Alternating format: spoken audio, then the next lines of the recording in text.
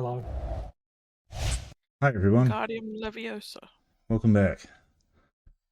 We are Divergent Dungeons and we play D&D sometimes. Or at least we like to think we do. we try to play D&D. Yeah. Anyway, let's hop right to it. Who is doing the recap while I figure out some more of my shit that's missing? me. Right, do it. So last week when we were together, Angelwood was not the home we remembered. We returned from the Cradle of Valor, dragging exhaustion, sand, and the echo of a ghostly titan behind us. By morning, the worst had passed. Zer had risen again. Oh, are you kidding me? That goes sideways. Zer awoke again, shaken, but finally revealed the truth that he was carrying. His shimmering mark of his lineage and the spirit father whose connection had nearly torn him apart. But the city was still wrong, still quiet, still watching. So we turned to the one promise you could keep, bringing Tika and Pamal to the Arcane Academy. Children dazzled by the faculty with raw talent and strange magic. By midday they were enrolled and safe, perhaps for the first time, hopeful. While you tended to the future, Verda walked into her past. Beyond the Emberglow tap, she descended into the hidden den of the syndicate she once served. There, the den mother named Ru. You cut out for about 30 seconds there. It's like 10 seconds. Ah, no. So you heard about Verda going to her past? Yep, that's about where you cut out. Cool. At the Emberglow tap, she descended into the hidden den of the syndicate, where her dead mother, speaking of old debts, and a man named Rouge, someone Verda has been searching for. A figure matching his description had been seen heading towards Cardiva. Cardiva. It's Roge and she's a woman. Oh, it's Rouge. Oh, my bad. It's his. Another named surfaced as well. Dahlia. The one that left us. I mean, Veda left with supplies, a coke, and a small pouch recovered by, forgotten already, Roge's old room. Yep. Looks like Roj. Yep, Roge. Roge. Zer worked among the townsfolk, a quiet guardian with bread perpetually gifted to him by an elderly woman. What? Okay. Genry returned to the orphanage, seeking comfort in familiar hills and counsel from Valmir, who demanded repayment in the form of a ghost glass artifact near the Alaran Vale. Balric helped where he could, learning the rhythm of the orphanage. Marco vanished for 5 days, returning only when coin was mentioned, though the city whispered of a bank robbery he definitely didn't commit. Then came the archivist. Celinde of the Concord arrived with an offering and a warning. An ancient relic, the Honoric anchor had resurfaced. A keystone from before the War of Dreams, forged of ghost glass and capable of shaping the boundary between walking and dreaming. Drow factions were already searching for it. She needed you to find it first. 10,000 gold coins, a coin purse of holding, and a journey across the Argent Ocean. We accepted. Now aboard the Silver Heron, sails full and horizon wide, we leave Angelwood behind. The children safe, the spirits quietened, but the world is shifting, and something old is stirring.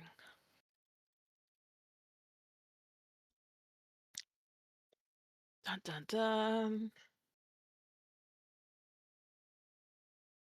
Keep going. Oh no, that's where you dropped out. Somebody else pick up the last little bit, please. Oh, that's all that's on the. We got on. Okay, I wasn't listening, so I have no idea the last few That's sentences that you all. said. That's all that was on this. That's all that's in the summary. Oh, you On the read. silver heron, Oh, okay, you did say we that. leave.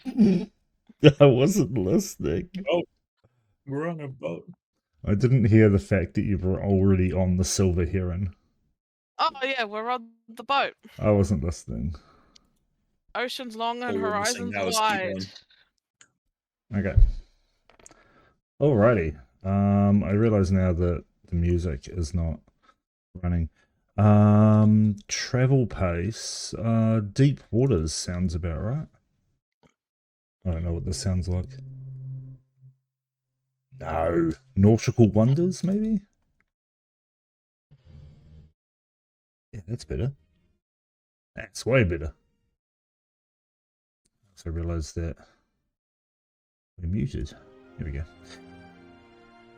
Alrighty.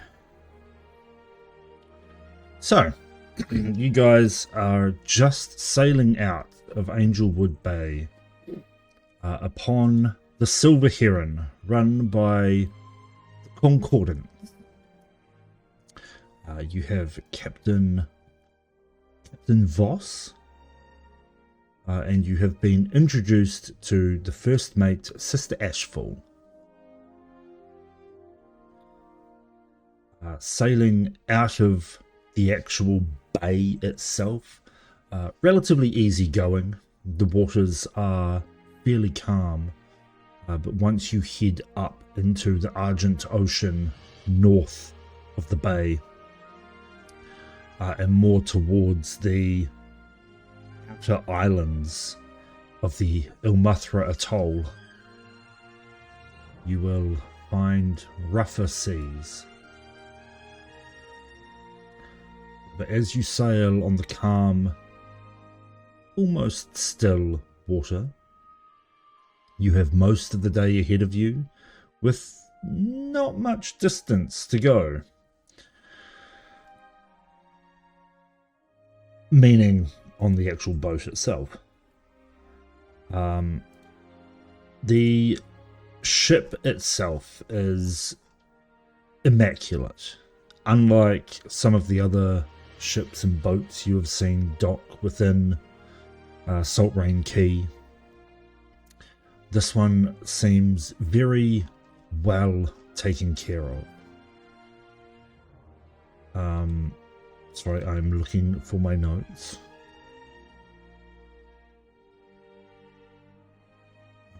Found it.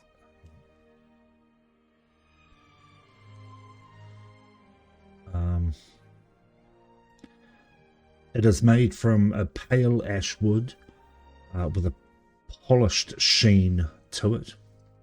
You can see silver inlays tracing flowing patterns along the sides and up the railings, kind of like river currents. It is painted in more natural colours, and at the bow, it's the front of the ship, right? Make sure I'm not fucking this up. At the front of the ship, is a very large carved heron with its wings partially spread, its feathers intricately carved so that you can see each individual one and there's no like blending between them.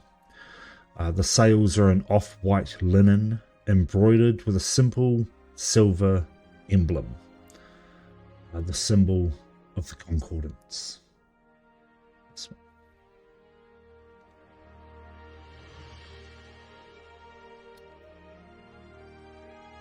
The ship itself bears no cannons, no ballista, no cages, or anything of the sort. Instead, it carries books, plants, and crates that are carefully labelled medical supplies, agricultural tools, survey equipment, educational texts. Everything seems very organized and in its place. Even the ropes for the sails and the anchor are very immaculately coiled, almost perfectly. What you notice about the crew is that the first thing that you notice is they're all smiling, which is different to most ships. They seem to be greeting each other by name. My headphones turned off, sorry. No one else was making noise, and they were like, oh, no noise, I'll turn off now. You can see there's a big burly dwarf who's trying to lift a particularly heavy crate, and someone just comes along and helps without being asked. There's a couple down below that you can hear laughing over something. Everyone just seems happy and as if they wish to be there. And Captain Voss finally comes down from the helm, I guess. Comes down to see you as a party and goes, make sure I get his voice right. Yep. Yes. Welcome. Welcome aboard the Silver Heron.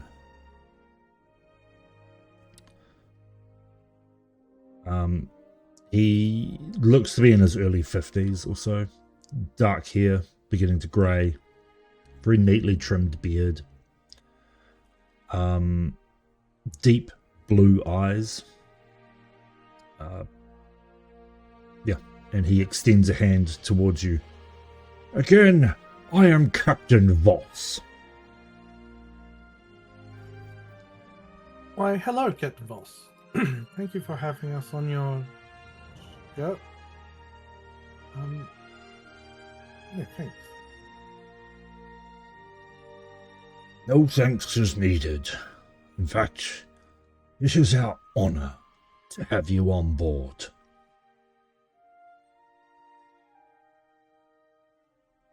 DM, how, as we sail past the Elmathra Atoll,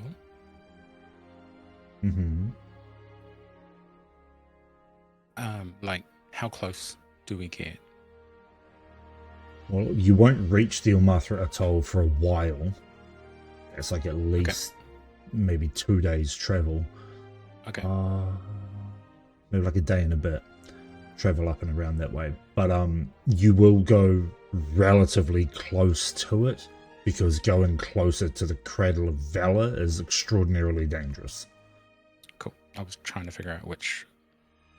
Does it try to avoid? Is it... Yeah.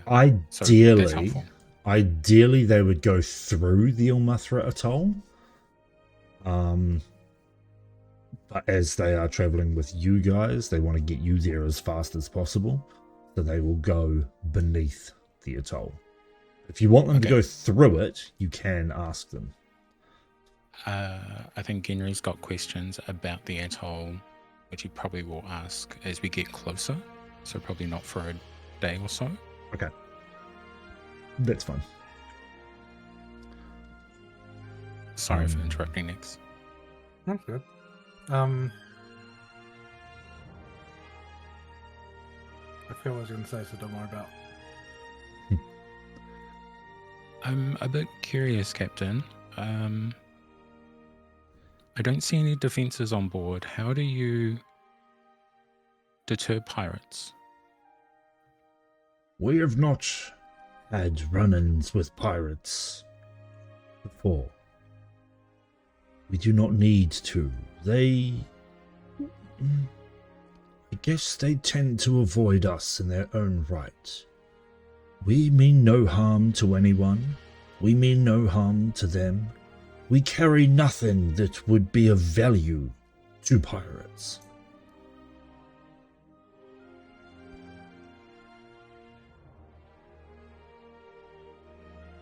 Is the Concordance something that Kenry would be familiar with? Like, Master Archivist Cylinder said they're a charity. We got a letter from them saying that they were surprised it took us so long to get home. As a resident of Angelwood Bay, is the Concordance well known? Not well known as such. They are a relatively new charity organization. Maybe in the last 6 months or so. They have been around, so there has been, how to put it, scattered word of their appearance. Cool. So very little about them is known, apart from that they help the needy. So they're relatively new on the scene then? Yeah.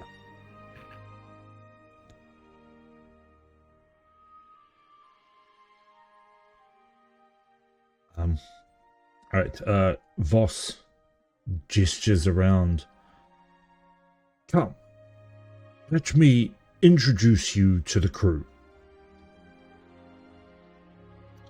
And he leads you up onto the helm area, where you see Sister Ashful.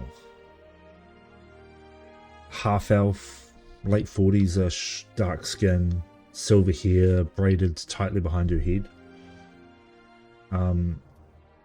She is carrying a clipboard, and she is giving orders to some of the deckhands, who then rush off. She's not barking orders, she is just more asking nicely, like, hey, maybe you can go and do this. And then they dart off. She turns as you approach. Captain, everything is in order. All of the cargo is being organized below by Brannick.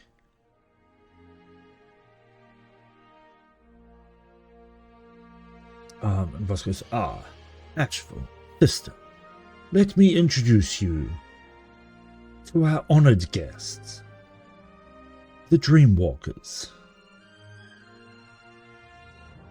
Oh, she gives a little bow. It's a pleasure to meet you all. What brings you aboard our great vessel?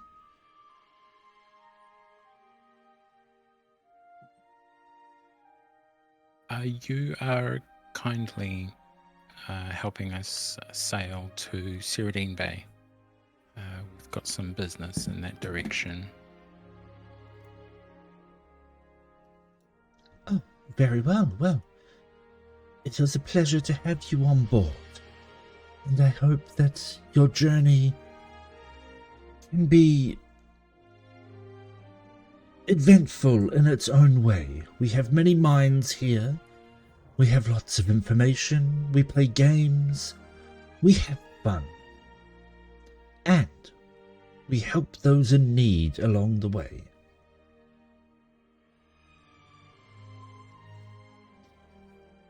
Well, we definitely plan to earn our passage, so let us know where we can help.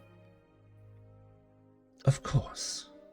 We are rather well staffed at the moment, and our crew are very adept at their jobs, but don't hesitate to ask questions. They are always happy to answer.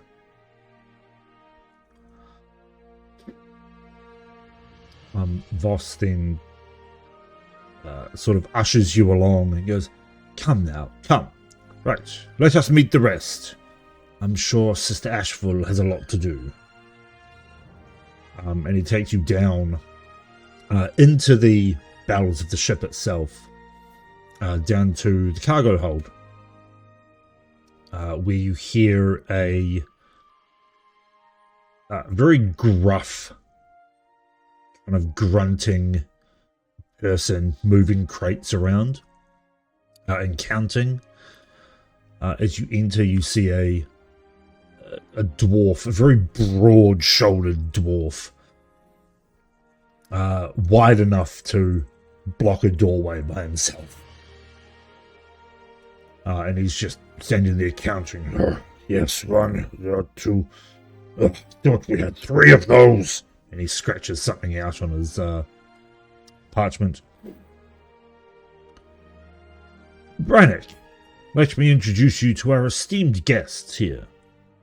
What? Oh, yes. Hello. Dreamwalkers, wasn't it? It's a pleasure to meet you. Don't touch anything, please. I have ordered it perfectly. How close is thing to Marco that he's ordered? Sorry? How close is Marco to the stuff he's obviously sorted out and put away? Pretty close. This cargo holder's chocker. Marco reaches out with his pinky finger and touches it. You just watch him narrow his eyes at you. Do that again, boy, and you'll lose your fingers. Oh, touchy. It's alright. We won't need to touch your cargo. So, what brings you aboard? Where are we taking you? Down to Cyrodian Bay, if it's not too much trouble. Not at all. Few stops along the way, though, don't we, Captain? Yes, we do have a couple of stops at some smaller villages that need some supplies, but all in all, that shouldn't take more than an extra day's travel. Provided that is okay with you, of course, we can expedite our travel. You are more precious than any cargo we have here. I mean, that's very kind of you to say, but we're nobodies, you know. We're part of the crew for the time being. The crew, the ship. Sorry, I had to. Well. Very well. Let us, he gives Brannick a sort of side glance. Let us get out of Brannick's way. And he leads you out of the cargo hold where he almost walks into a woman with long dark blue hair and like a sea green coloured skin. And he kind of bumps into her and she steps back holding a big bundle of rope and she's like, "Oh, Captain, I'm terribly sorry. I didn't see you there." Like, "Not a problem, Kessa, not a problem. But while I've got you, our esteemed guests, I am just introducing them all. Everyone, this is Kessa." "Oh, it's a pleasure to meet you all.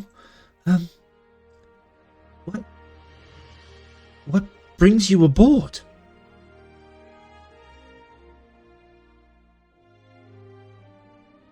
Piracy. Don't worry, I can't find the word. Piracy. Piracy, that's the word I'm looking for. You just added an extra letter. Piracy. Well, we don't condone that sort of activity, but so long as you don't do it upon our vessel, 'tis fine. Right, Captain? Right. Of course. Anyway, she gathers up her bundle of rope. She's like, "Oh, I gotta be off. I have to secure one of the sails. The rope snapped." Very well. As she runs off down the corridor upstairs.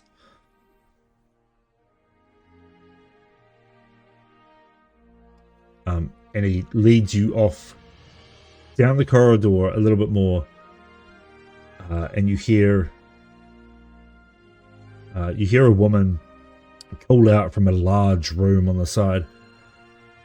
"Did I hear you say we had company?" Yes, Mora, we did. Excellent! Bring them in! Let me feed them! And he just sighs and he leads you into the mess hall, where you see a halfling woman, older woman, currently stirring a very large pot of some sort of liquid soup. Oh, 'tis you lot. 'Tis a pleasure to meet such esteemed guests. And she gives a bow. Ah, the crew that ended the slavers in Twin Lake. What an honor indeed. Now, how many of you are there? 1, 2, 3, 4, 5. 5 bowls of soup. Okay. And she leans down, pulls out 5 wooden bowls and starts ladling soup into bowls. Twin Lake? You must Yes. be mistaken. Not at all, not at all. We've not been to Twin Lake. Oh, pish posh. No need to be so... what's the word I'm looking for? Modest. Of course you have. You know you have. You were in Twin Lake when the, well, when it went boom, and she sort of throws her arms up and soup flies out of the ladle across the room. Okay. Was you. We know it was you. Huh.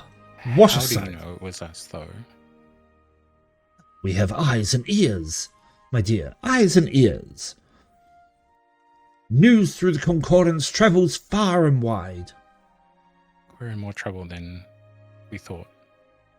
Oh, If nonsense. If people just know about it. Nonsense. Nobody knows.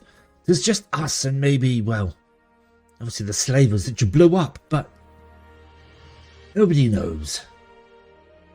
Trust me. You're not sailing us to Twin Lake, are you? Of course not. Why would we go down there? That would take far too long and we would run out of supplies. We would all die before we got there.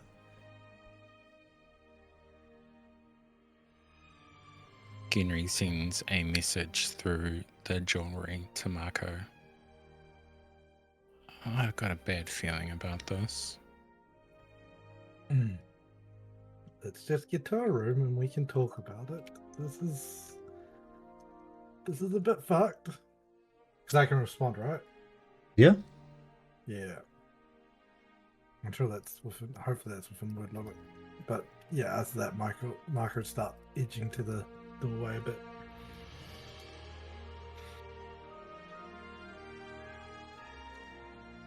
Oh, Well, just stay very for nice soup. to meet you, Mora. No, stay for soup. You must be fed. You must be hungry. Stay for soup. I have bread too. I mean, you've thrown most of the soup on the walls now, so Plenty more where that came from. Trust me.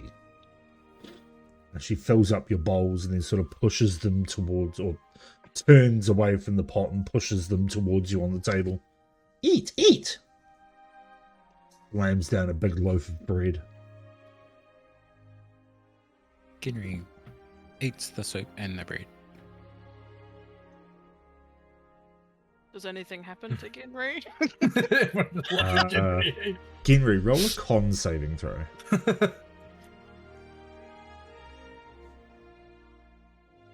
10. The soup is fucking delicious. It is amazing. And the bread is nice and fresh. Nothing happens to you. Yes. But Zer can tell that it was delicious. Yes. Okay. I shrug my shoulders and eat too. This is some of the best It's soup his you've own ever bowl, had. and he's being at him like his own soup with his spices. She watches you add spices to it. She's like, And then oh, stabbed you. you must tell me what it is that you're using. I could always use a little bit of extra flavors. Sorry, family secret? Oh, you. Well, before you get any ideas, this soup is a family secret as well. And believe me, I will take that secret to the grave and beyond.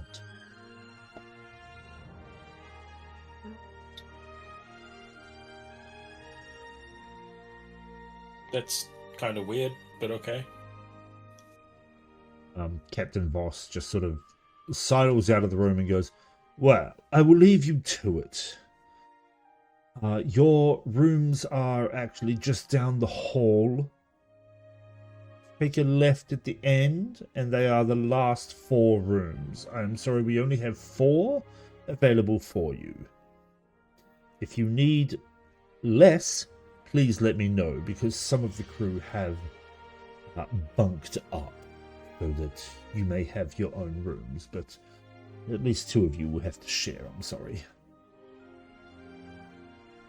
These 3 are used to sharing. That's fine. Great. Now, if you will excuse Where are you me, pointing at?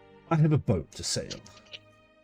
And he leaves the room and leaves you in with Moira, who is just sort of elbows on the table, just watching you eat, very jovially, happy, dancing around. Well, Mora, it's been great meeting you. But I'm pretty tired. Guys, I'm gonna retreat to our rooms. I'll see you soon, hopefully. And Marco tried to sign as secretly as he can to Zur and Ginry so they can both see, along the lines of, we need to talk ASAP.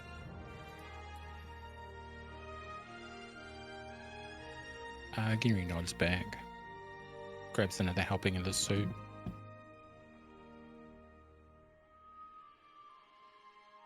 Please, take it all, take it with you. Here, and she starts pulling out wooden mugs, putting them on the table as well, and sort of scooping the soup into the mugs. Makes a nice hot drink. You spoil this, Moira, but thank you. Oh, it's no problem at all.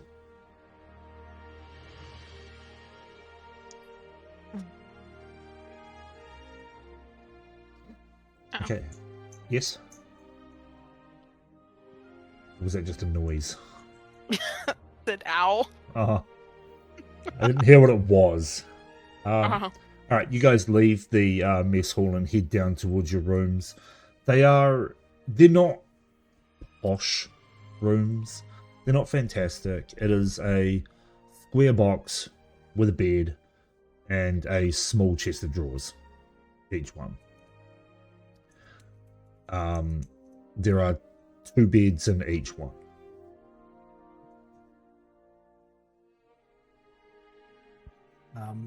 As we get to the rooms, could we fit the whole party in one?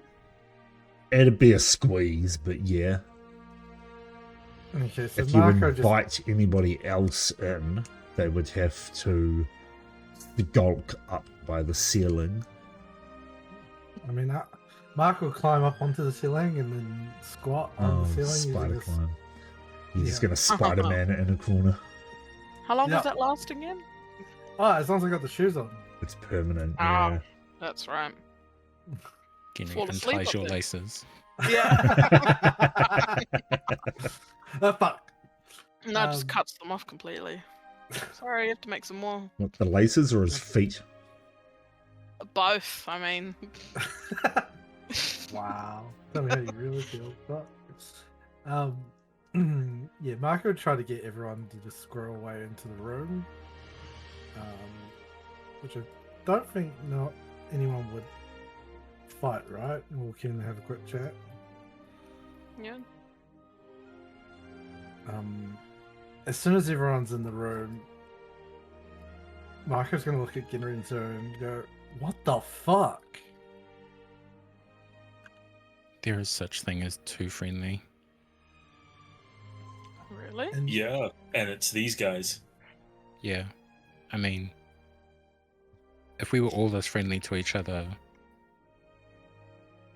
you'd know something was wrong, right? I I mean, mean, yeah, also I suppose. pirates. They have nothing that a pirate wants. They got fucking medical supplies and food. Like, pretty sure Wonder if pirates those- like to fucking eat. I wonder if they're like the secret pirates. They're like in charge of everyone, and that's why they don't mess with them. In my experience, when people don't have trouble with pirates, it's because they're pirates. Yeah. So she talks some sense sometimes. Marco's on the ceiling, How more than close 5 is feet away. Marco? On the ceiling, bitch. Come Oh, get this is it. Marco. Well, you're all kind of squashed into like a 10-foot by 10-foot room. It's not a very Can big I like? room. Yeah, Can I Vernon, do you need a speed boost up? bag? Can I, Yeah, I was gonna say. speed bag his- Marco's head. his head's like a Absolutely.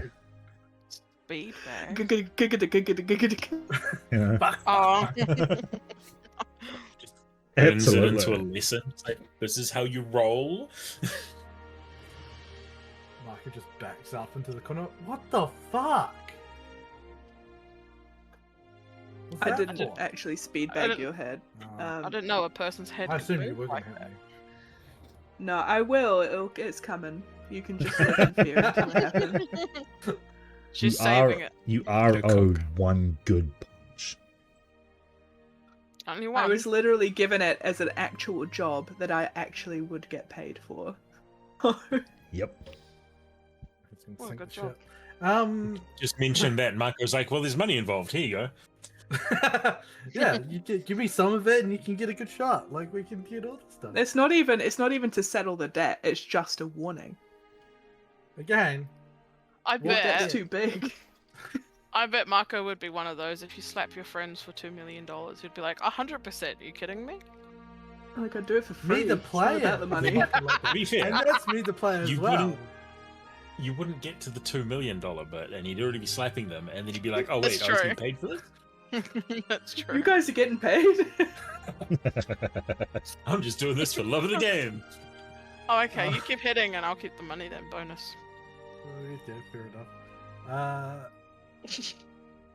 Where were we before we went on the side? We're all tangent? squishing into a bedroom because you want to talk to us. We weren't Yeah. trusting the smiling pirates. You are Fun getting times. real intimate. That's right. The Buddha said about when Hey, we're look, not worried about Marco messed up this hand signals, Let a alright? little bit closer, baby. Get Marco's it. got a perfect memory. He knew what he was saying. I didn't say you didn't do it on purpose.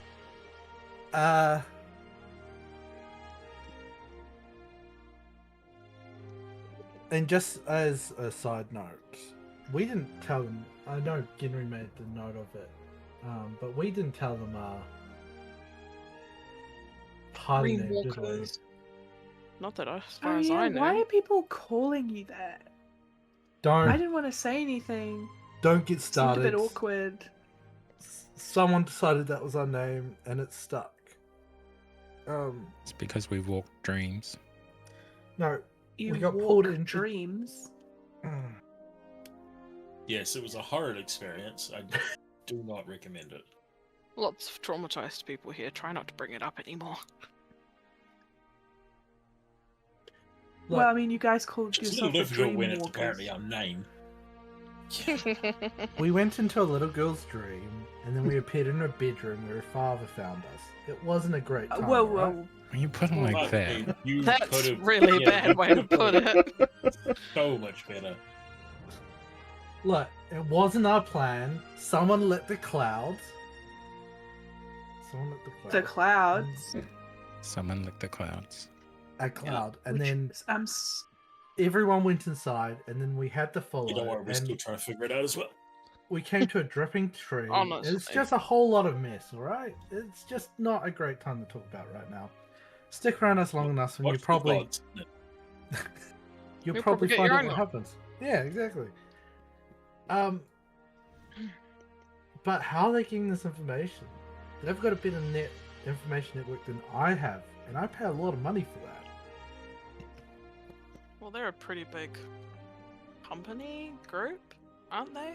Has Vida ever heard of these guys before? The Concordance. you would have heard the name, but very much like Genry, you don't know anything about them because they're quite new.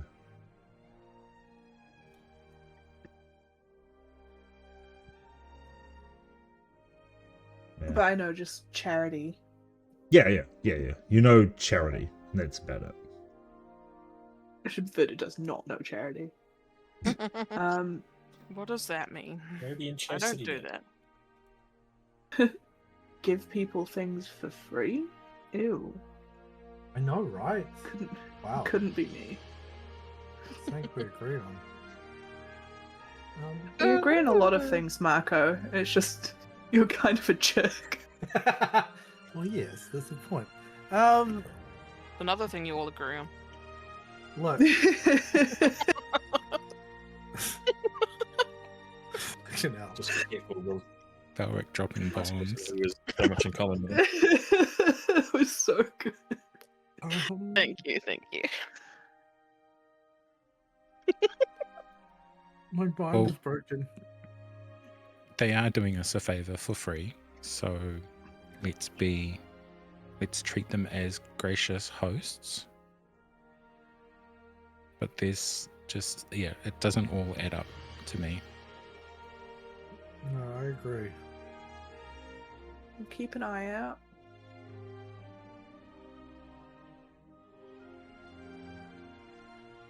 Maybe we should take turns sleeping. Always have someone on deck. How many pieces of jewelry do we have? Because I know me, Genry, Valric, did you have a? Did I get one last week? As a just in case thing? Or Well, we had 6 of them. I briefly remember giving me something. You probably do have one. If I think about it, because Zer was with me, he wouldn't have needed one. I was Early- downstairs. Yeah.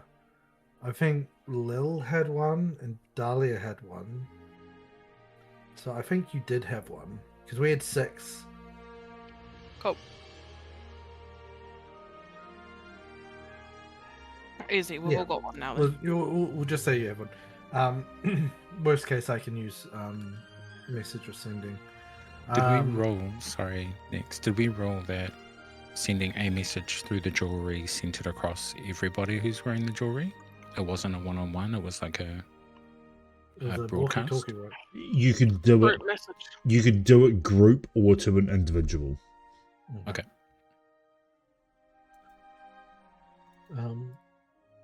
We should have someone on deck all the time. They don't seem like they need our help. Well, actually, no, they pretty much told us to fuck off from helping. Yeah, pretty much. Verda, so- you seem... Well, yeah. I was going to say, Verda, you seem like you're pretty good with the shadows.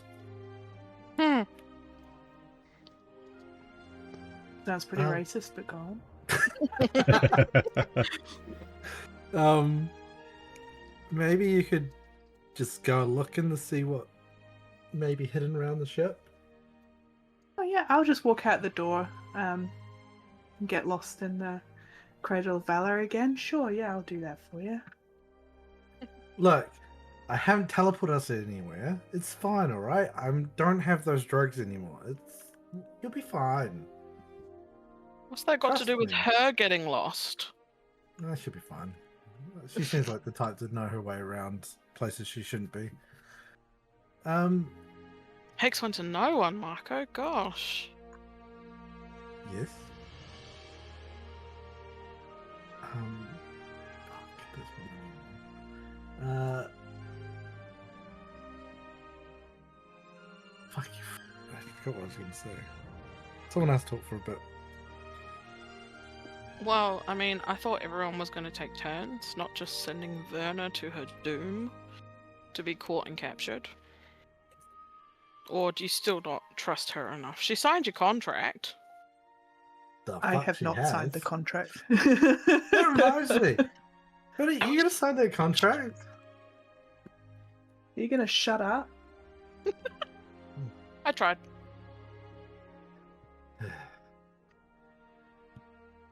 Alright, Also, I'm gonna go walk about anyway. Hear what You I wanna- hear, see what I see. How about this? I'll send my faithful companion with you, because side dish is just chilling. Your 8 side dish. No, side dish is the raven. Dinner's the cinder rock that turned into roast chicken to the dragon. You That's guys have lost all of your Syndrolops, eh? Yeah. Yeah. Yeah. Look, I hey, remember now. lost is a very different word. We killed them all, DM. we wanted to take them, but we Yeah. didn't get the chance. I think we should build a release for that. I agree. Also, Marco, your familiar's basically useless. I'll go with Verda. Yeah, Verda is also going to cast Find Familiar. And it's There going to you be... Got our own familiar. So better? Better? Yeah, It's going to Verda's be a something better way wizard. better. Yeah, at least I've got Mage Hand. Oh, I've got fucking fireball. I think that's all I need. Can my... Oh yeah, spider. She's going to be a little spider. And it's going to be a little green one. Little green spider. And it's going to sit on my shoulder. Okay. For now. So what do we roll for arachnophobia? Yeah. Alright, I finally got the fucking ship token sorted out. Woohoo. I'll be. I'm like really on the good at deck. auras because of Dahlia. I just for the life of me could not fucking figure it out. I didn't realize it was a whole separate option. I thought it was part of the actual Yeah. token. Pointed in you, Tony Stark. Yes. But get fucked. Yes. I will eat your face. Wow. Thank you. I'll be up Promises, on deck. I'm promises. going to go make myself useful. Alright, I'm gonna go lay down because I don't travel very well. I'm gonna go see what I see, hear what I hear. Henry, since Verda turned down side dish, poor side dish is gonna just go with you. He ignores the raven, crow.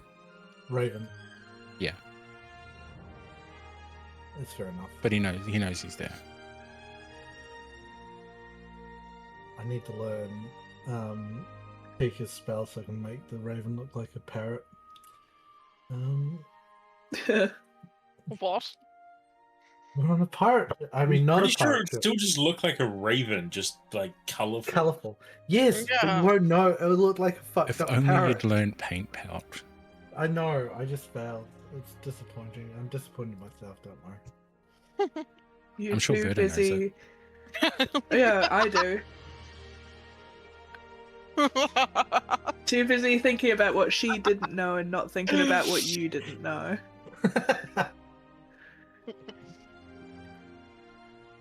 I don't have pelt paint, but I've got something pretty similar. It's called Cloud of Daggers. I could do that on you. It only does red though. Give it a nice red Wow. tone. Nice, nice. Didn't Tika teach you how to do pelt paint? No. Not. She taught you to do something. No, she taught Dahlia, didn't she? Oh, yes, it was Dahlia. Mhm. True. Marco's But too. the cleric was the better wizard than the wizard. I need a fucking No, There'll be two No. fireballs right here. no, I'm pretty sure it was Verda. Because Verda taught Tika Mage how to do hand. Mage Hand. Yeah. And I'm pretty sure Tika taught you how to do pelt paint. Because Pamela was Really? I don't- complaining about it. I didn't. Oh, okay. I mean, I'll take it. It seems pretty handy. Pretty Take it. sure she did.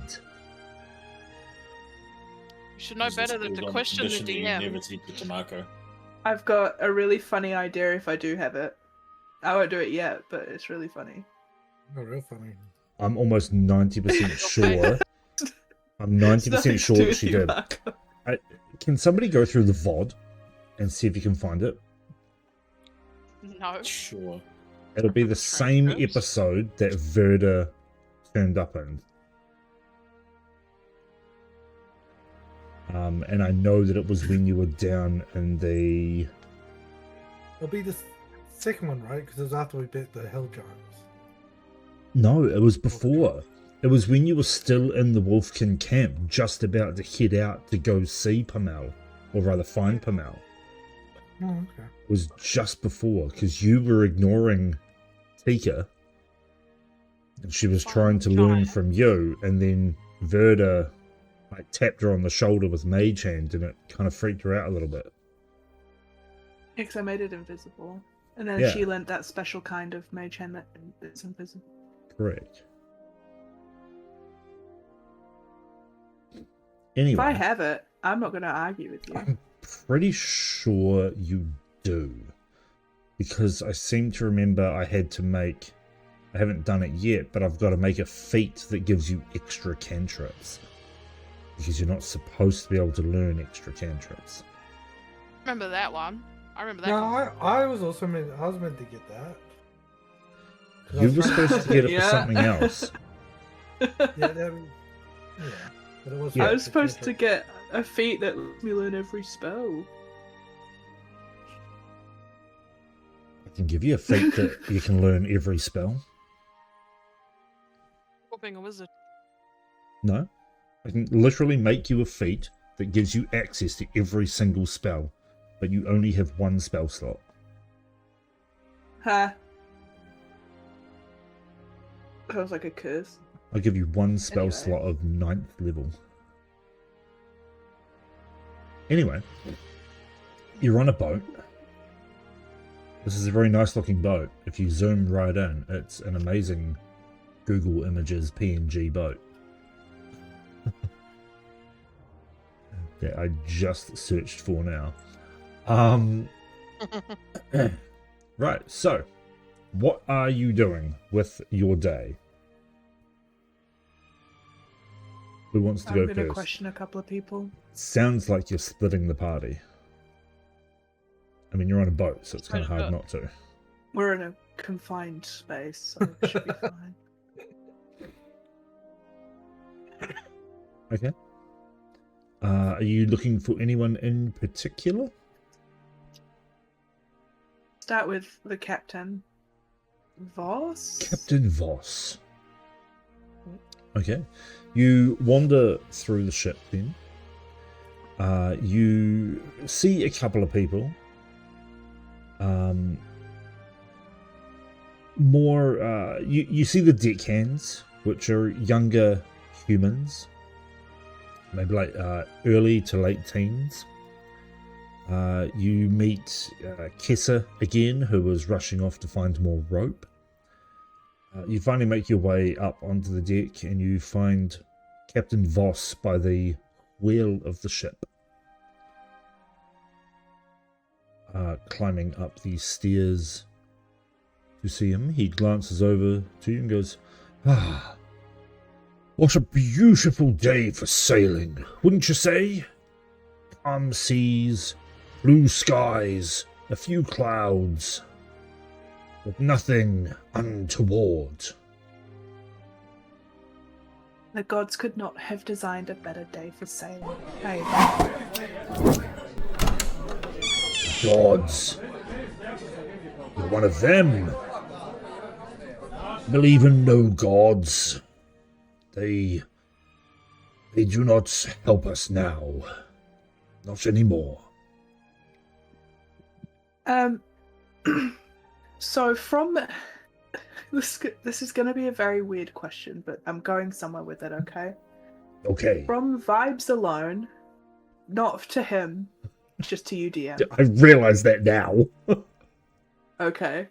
From vibes alone. Can I? Sorry, he's a dwarf, right? No. Captain Voss is a human. Oh, sorry, I thought you said he was a dwarf. Nope, that's someone was. Brannick. Oh, okay. Okay, so from vibes alone, would I describe this man as gay?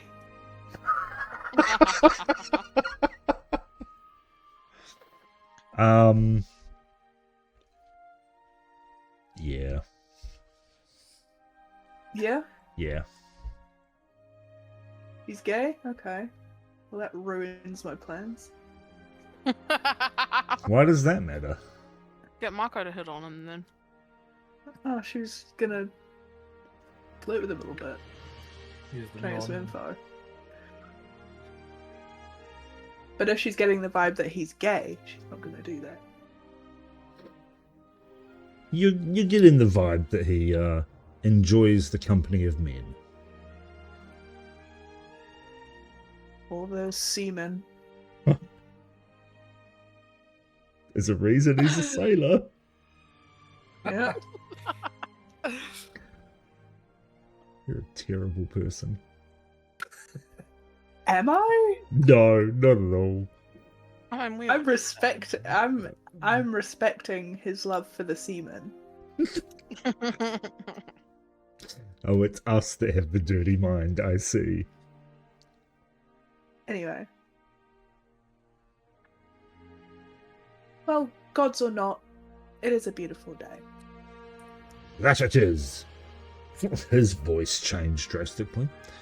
That it is. Could not have asked for better. So how many of these voyages have you been on? Too many to count. We have helped those in need across all of Cromal. We recently returned from Vrexhold and Sindrel's Watch. I say the Skaeth Wastes are some of the bleakest villages that I've seen. But nonetheless, we help them out. We are one of 3 ships that sail the coastlines. And I'm just happy to be able to help. Well, I'm glad we're in such good company with such kind folk. You're a fairly new charity organisation, no? Yes. Fairly new.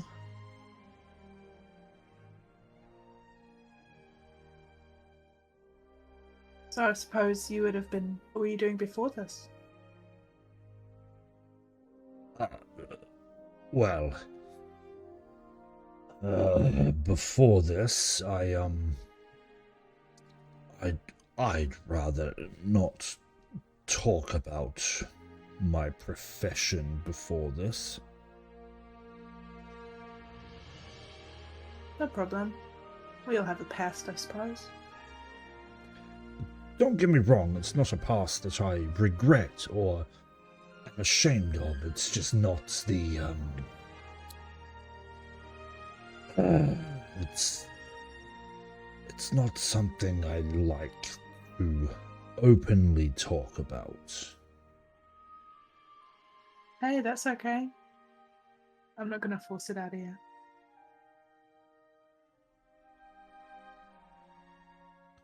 Well, I appreciate your cooperation. Suppose you would have heard about all of those vampire attacks in Gilda's Hollow. I have indeed heard about the attacks upon Gilda's Hollow. It was funny, I didn't realise vampires were in such high numbers this day and age. We found a couple in the Wormwood.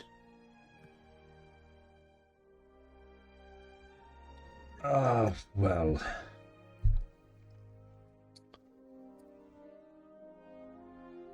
Monsters like that, they tend to overrun sometimes. They just need to be controlled. I guess the House Elkan are trying to rid them. Trying to get rid of them, sorry. Dahlia, whoops. I was going to say Dahlia. What was that? House Elkan. Elkan. You would definitely know what that is because the central portion of Cromal is called the Halkan Reach. Okay. Didn't know that. It's at the top of the fucking map.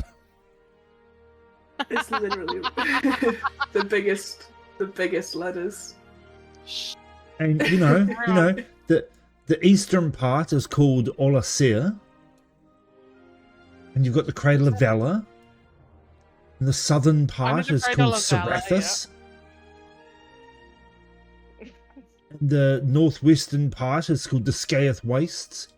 You know, we covered this in session 1 when I explained about Cromal and its makeup. It feels Yeah, like what session are we now? You have failed the 40. test. 46. Yeah, it feels like we're like in a lesson before the exam and we're asking questions. Yeah. We covered this in lesson 1. Yeah, well, that was 2 years ago, right? Straight up, right? I have fully done that before when I was teaching as well. I have said that. First lesson? You really think I'm going to remember something from the first lesson? Yes! It's the No! most important Especially not something like lesson that. of the day. On the first day, yeah. How's Hellcan? Okay. Voss, you strike me as a pretty no-nonsense stand-up guy. Well, thank you. Can I tell you a secret? You may confide in me whatever you wish. I tell you I am not qualified to give certain advice. If you are after that, I would talk to Sister Ashfall. Or perhaps even Brother something. Perhaps even Brother Rowan. Something. Not Rowan. Well, Brother Cedric. Sorry, I was reading the wrong...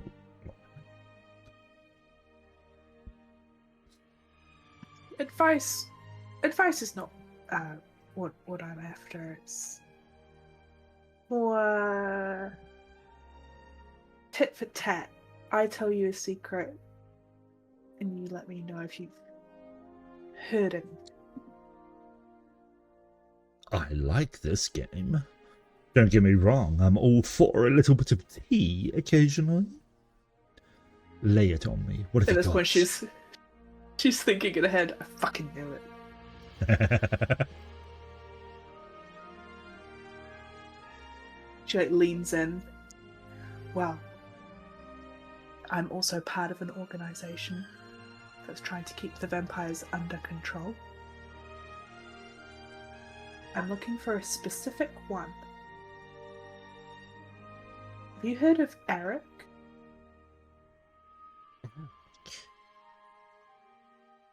Roll an insight check. So, check. Just real quick. Cesar said he was following Berta. Is he there? Sure. It's a 16. You can like be hanging around deck. Absolutely. I missed the part that you said that you were following. Are you listening into the conversation? I mean, not with any particular intent, but probably.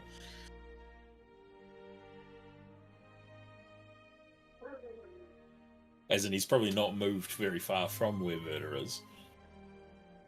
Okay. Roll an insight check as well. I'm gonna figure out why you're... Oh, I see. 16 because you can't roll below a 10.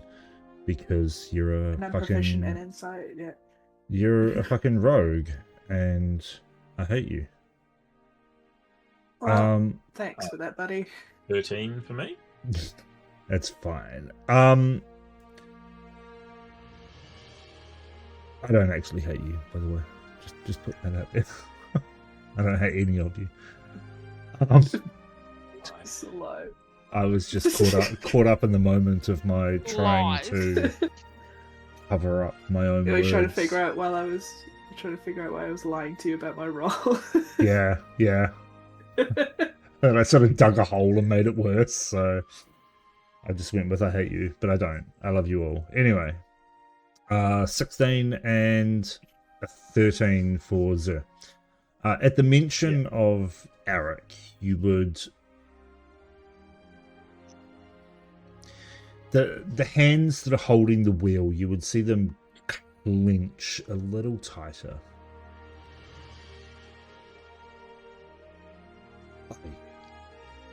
I have heard the name. Do not know much about this person. When he says that, would I feel that he's lying about that, not knowing much about him? Potentially. There is something Good about name. the way that he reacted that doesn't match with what he said. Okay, because she doesn't mind that that she's being listened to by Zer, but she is going to lean in and whisper. She is trying to get him to not hear this part. Okay. So she's going to lean in and whisper, the organization I'm a part of, you might be familiar with. And she whispers even quieter but close to his ear. The Emerald Coterie?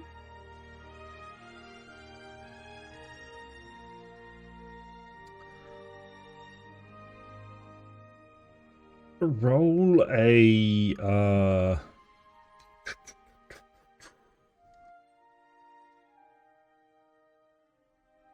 just roll a stealth. And who the fuck's listening to you? Zer. You roll a perception check for me now, please. Who's eavesdropping? 14. You ain't hearing shit. Oh, fuck no. You've Plus 1 to perception. you're trying to listen in, and all you hear is this Fucking this crow, or raven, sorry, this raven that is just screeching out off the side of the boat. Side dish? Marco's Raven ruining things all over.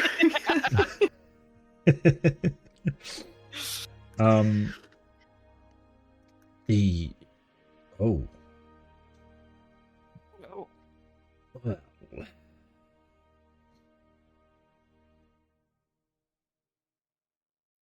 has Hedda ever mentioned me? Would she have? Probably not. Hedda Either- tends not to discuss business with her colleagues.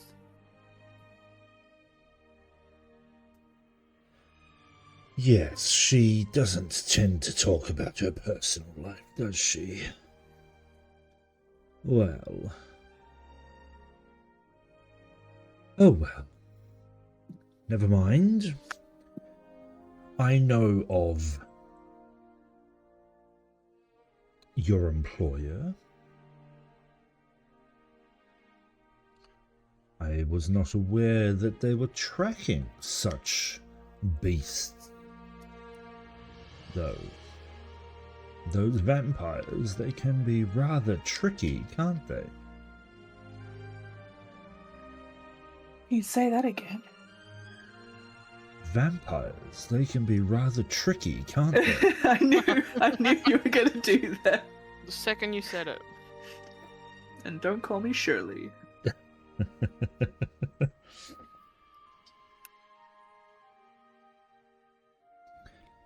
I can't say I've ever run into any myself. But if I did, I would treat them the same as anybody else. If they are in need, I will help. Within reason, of course. I am still bound by the laws of the land. Or rather, Of course. the laws of the government. Or those that govern a place. Understandable. However, you said you have heard of Eric. I know of the name. Not much else.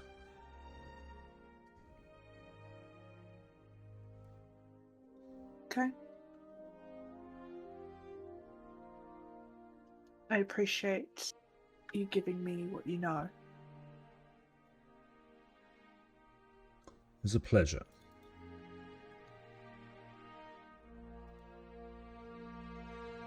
I may go make acquaintance with the rest of the crew if that's okay. Please be my guest. They would be happy to talk about their lives. It's not often that we get outsiders aboard the ship. They are always happy to chat. Wonderful. Speak again soon. He just gives you a nod as you walk away.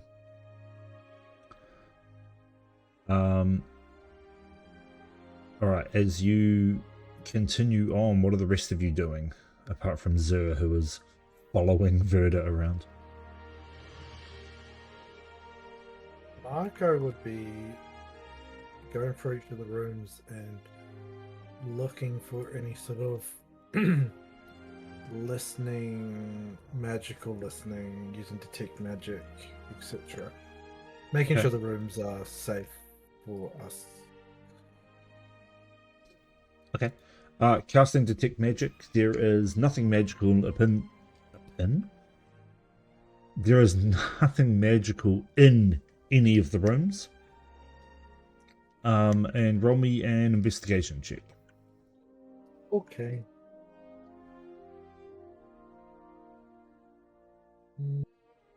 Oh, +7 on that. 22. Okay. Searching through each of the rooms, you find nothing apart from a few loose copper. We'll say 4 copper. And the odd scrap of parchment. Okay, cool.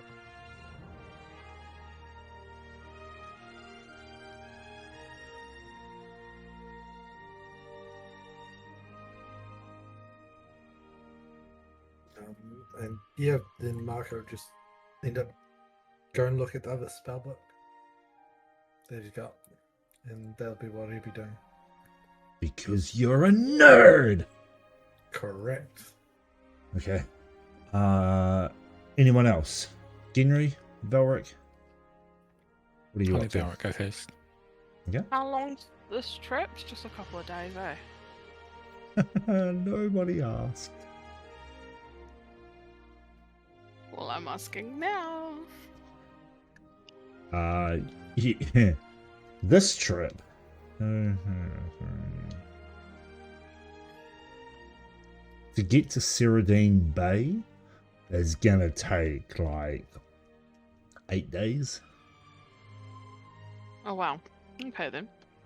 Yeah, much quicker than travelling down to Gilda's Hollow and then through the Ashen Coil, which would have taken about 3 weeks. Wait. What are we going to do for 8 days? Well, there is I don't a know. few stops along the way. I think for today he'll just chill in his room. lying on the bed, staring at the ceiling. Yeah. Just get his brain back together.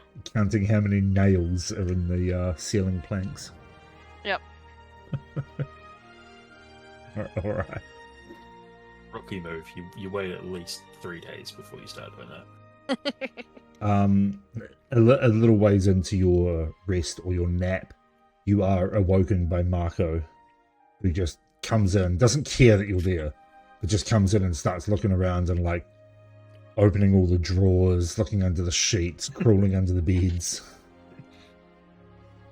Yeah. And then just Casting a spell. casting a spell, and then just leaves. Nothing out of the Doesn't ordinary. say a word to you. Yep. Yeah, it's nothing out of the ordinary. Sick. Oh, alrighty. Ginri. Okay. On the way down into beneath the deck, did Ginri hear any language that wasn't common?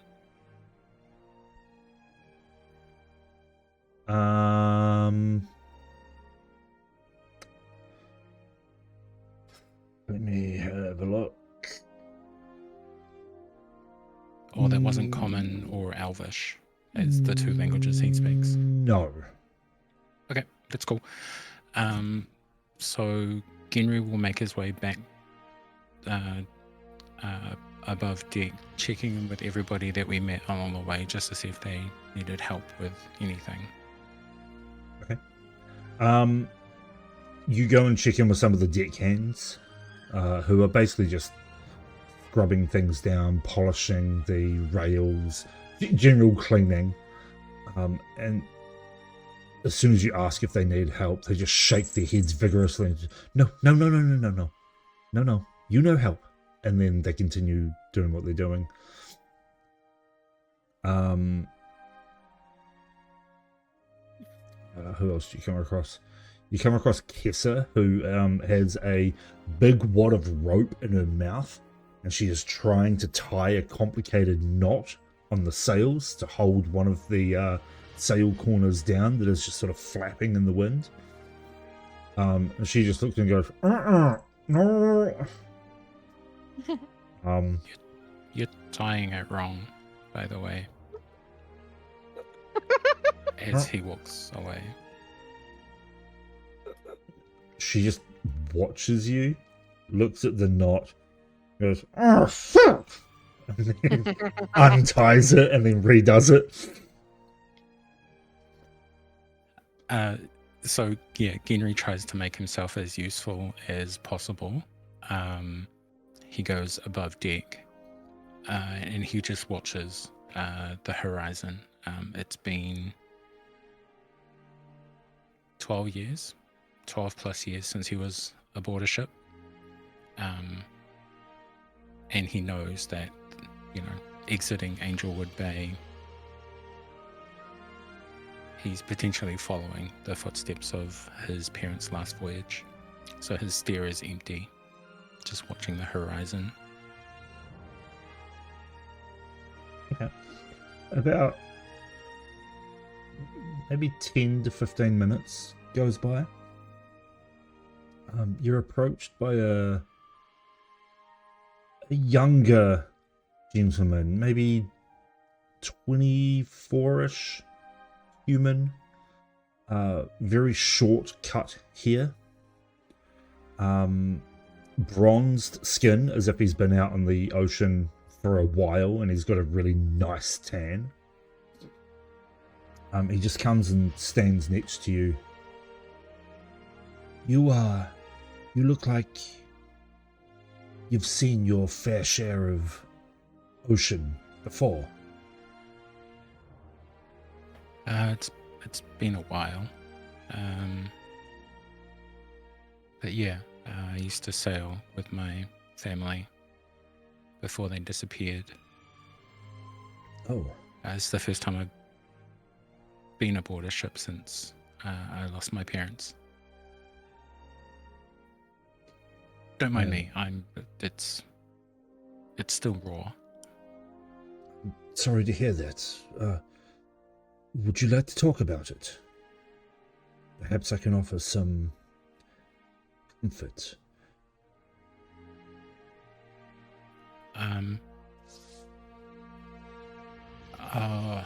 Probably not today, friend. I'm struggling to find the words. Tell me about your story. It looks like you've been sailing for a while. To be fair, my skin would probably glow like yours if my parents were still here. Because Kinry would only be a couple years younger than this guy. I have been sailing for many years now.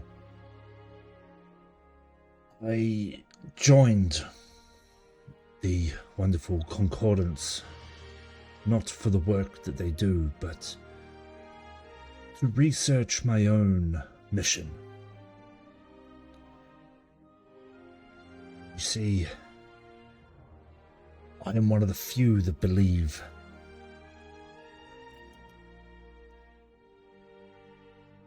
sorry, I am hating myself for this. I am one of the few that believe that the world is truly flat.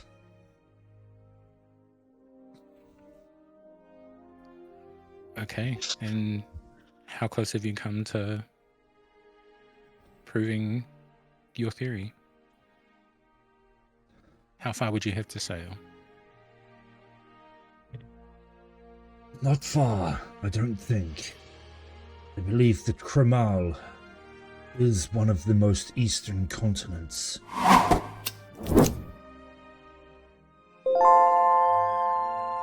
would say that traveling a few weeks west, traveling a few weeks west, which I have done once before, and that's where I saw it. That's where I believe I saw the edge. Just for a moment. Until, Are there many people that share your belief? a number. No one upon this vessel believes me, of course.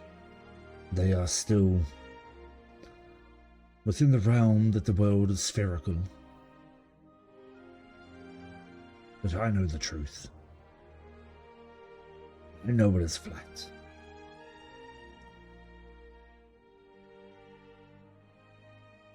Who's to say it's flat or round? I'm gonna end up on a fucking list. I swear to God. Someone's gonna ring me, eh? Someone from that damn Flat Earth Society is gonna ring me. So I haven't to Sam Riegel, right? No. I was gonna say, like, when you said, like, what proof have you had it, I was gonna be like, well, one of my friends stood 1k away and we shone a torch through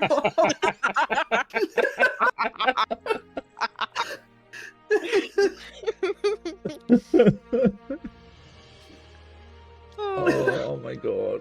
Oh, fuck. I hate myself for it, but I'm really enjoying it as well.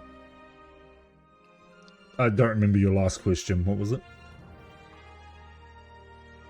I don't think it was a question. It was just, well, I hope one day you find the means to captain your own ship Carry on. and find an answer to your question. I will find an answer. I believe we're sailing by the Ilmathra Atoll. Yes. What can you tell me about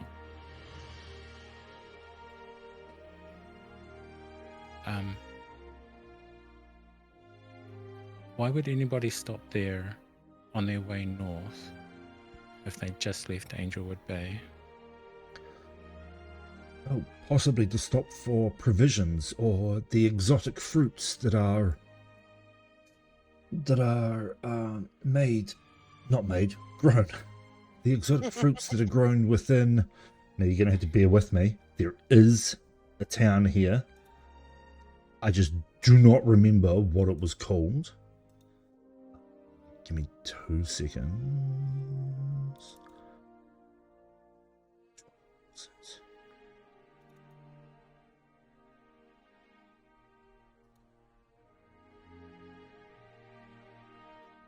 It's here somewhere.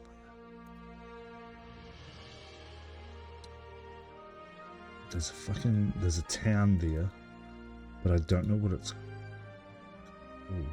It's all good. You can share it later. No, it's going to piss me off unless I find it.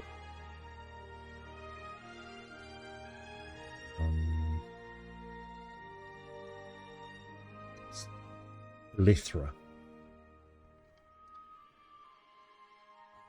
It's called Elethra. Yes, stopping in the town of Elethra.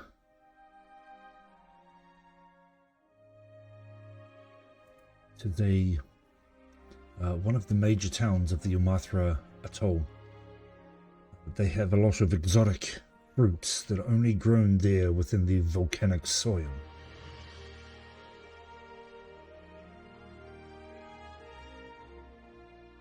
Perhaps, if you wish, we could make a detour.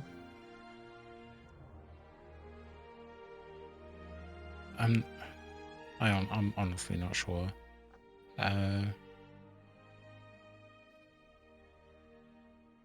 What sort of a town is Elethra? Is it ruled by... It's not a pirate town. Oh, definitely not. It is not really ruled by anyone. Most of them come together as a council to decide what is happening, what to do when certain conflicts arise. It is a very peaceful town. They do travel into Angelwood Bay maybe once a month, for extra provisions that can't be made on the island itself.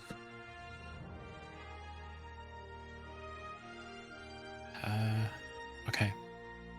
I'm sorry, how rude of me. I'm Genry. Genry, it is a pleasure to meet you. My name is Finn.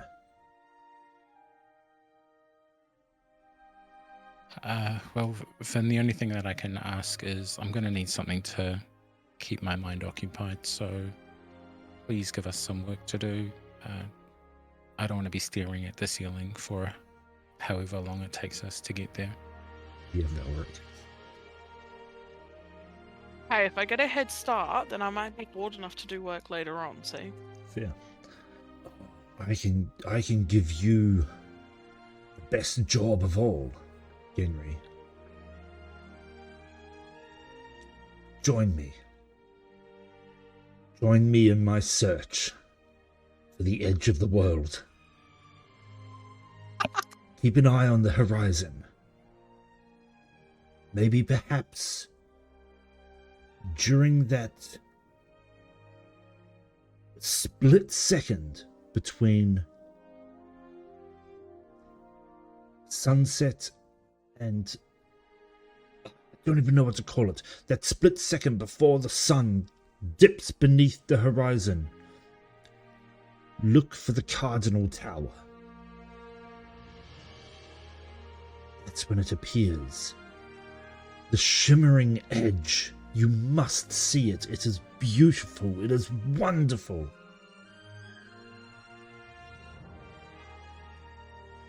Help me in my search for this. Perhaps I can bring back your love of the ocean still.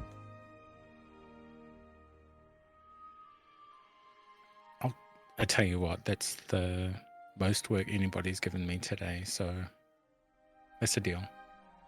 I'll keep my eye on the horizon for you. He slaps you on the back and goes, "Good man. If you need anything else, even just someone to talk to, I'm here for you." I appreciate it, Finn. Thank you. And he walks back towards the back of the ship, to where the helm is.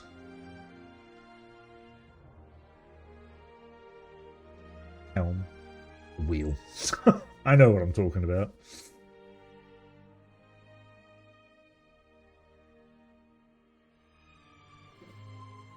Right. Anyone else doing anything on this particular day as you sail towards the Umathra Atoll?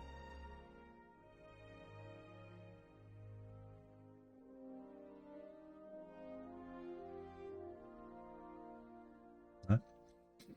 Okay. Nope. Well, the day continues on as you travel further north and slightly east. Some would say northeast. And the sun begins to set upon the horizon. You are surrounded by water. No land to be seen. The sky is still calm. Not quite cloudless, but you can't see any storms incoming.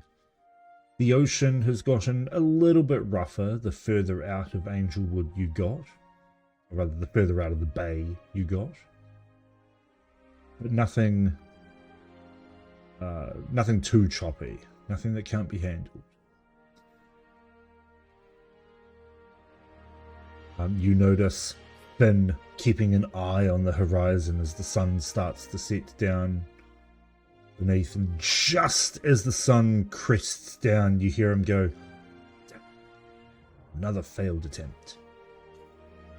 And he continues on with steering the ship. Moira feeds you all a very nice dinner. The crew play card games and charades throughout the night, as there is no work during the evening to be done. And then most head off to bed. Some head up to the deck to keep watch. Is anyone gambling? Not gambling with money. They're gambling with what looks to be like makeshift chips as such. It's just for fun. Okay. That's Sorry. not fun. They're a you know, charity organization. What do you expect? You guys could always start gambling and see if anyone joins. Yeah. Hey, Marco. He's up on the crow's nest drinking. Sad. Yep. Well, his not really almost girlfriend died. Of course he's sad. It's not really almost going. Hey, Zoo. He's gonna. Yeah, he's, Yeah, Hey, he's Valric. he's already gone. Yeah. Good. Yep. I wandered out because Yeah. I got bored. I counted it 3 times already. Yes. I heard my name. Oh. No, it's okay. You can go You make got your ice replaced? cream. Okay. Hey, Valric. Yes. You know any good card games? I know how to play Burn the Cards. Or pick up 52. Why, do you know any cool games? A couple of cool games. Oh yeah, go on then. Roof was getting a bit boring. Do you reckon we could make it a little interesting? Interesting how? She leans in and kisses. No, I'm joking. Whoa, left field. She'll pull out a couple of gold coins from her pocket. Oh yeah, I've got a few of those to spare. Come on then. Well, hang on, this is a bit unfair, isn't it? You're gonna know the card game and I won't, so you've got the advantage. We won't bet straight away, Valric. Keep your hair on. Oh, sorry. My hair is on, thank you. You just don't see it because of the illusion. Illusion. Oh, that's right, you don't know. Well, What I don't guess I know? I guess that's what I'll bet then. Knowledge. I don't like this game anymore. You wanted to do it. Okay, essentially we're gonna play blackjack, DM. I'm gonna teach Cool. Valric how to play. And then we'll bet money. Can we roll when we're betting money? Sure. Roll I'm for not what? sure. Yeah, I don't know. Would it be You like just got- performance? You just want to roll dice? Or sleight of hand, maybe? Okay, I'll give you something. Hang on. Wait, what's the World of Warcraft one when you roll? I don't fucking know. I'm not a nerd. It's a D4. 100? Yeah, we're not nerds here, man. Well, No, fuck as you guys. you pull out a deck Hang of on, cards. Henry had a response. No, yeah, it's a death roll. It's hard to do in D&D because you can't roll a random number.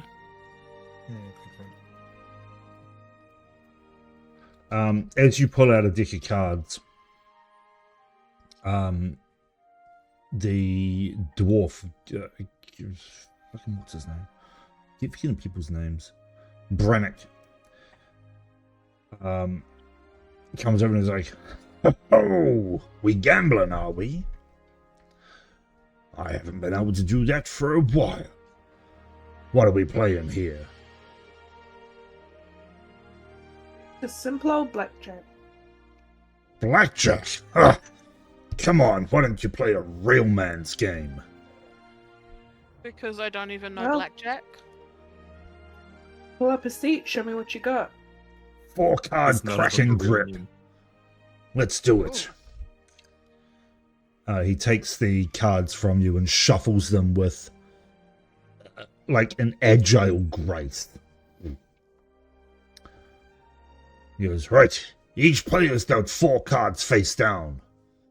You may look at your own cards. Starting with my left since I dealt, each player chooses one of 2 actions. Grip, keep your hand as it is, or cast, discard 1 card and draw a replacement. Once everyone has acted, hands are revealed. Highest total value wins the pot. Oh, that sounds easy. However, if all 4 cards are the same suit, you've caught the Kraken. Oh. The Kraken automatically beats any normal hand, regardless of total value. If multiple players have the Kraken, fight to the death. What? I'm joking. Its highest total wins. Okay. Aw. So, you want to play? Absolutely. Sure, sounds simple enough. Okay, for the sake of D&D, he puts in 1 gold. Yeah, 1 gold.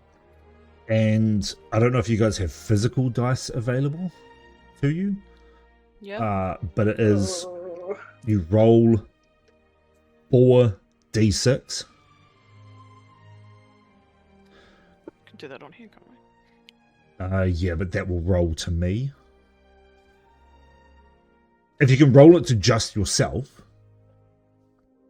Ah, for the cards, I see. Yep. Hang on. So we're what, writing them down? Yep, just write them down or whatever. Keep it a secret. Obviously I will have to roll Secret. 4d6 as well. Secret Dino!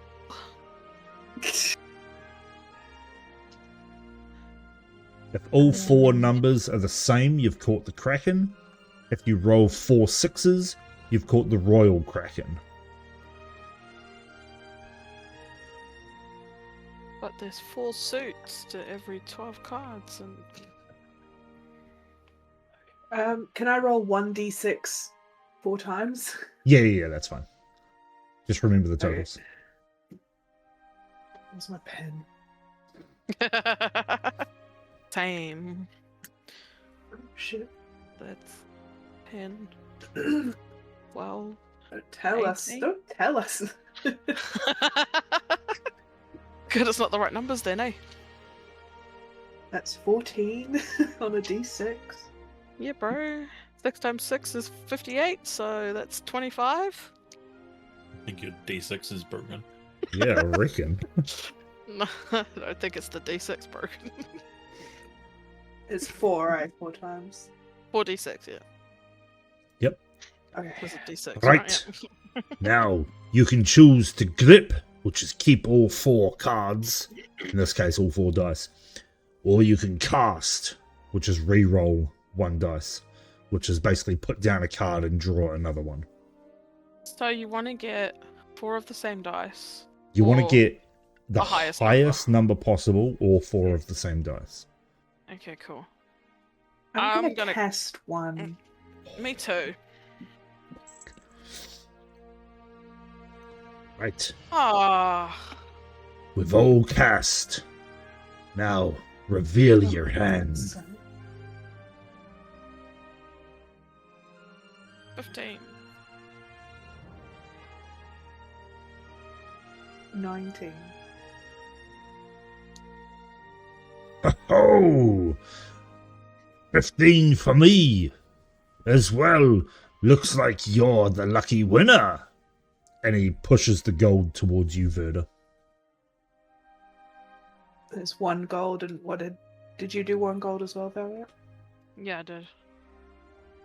So 7, Two 10 gold. minus 1 is... Why are you minusing?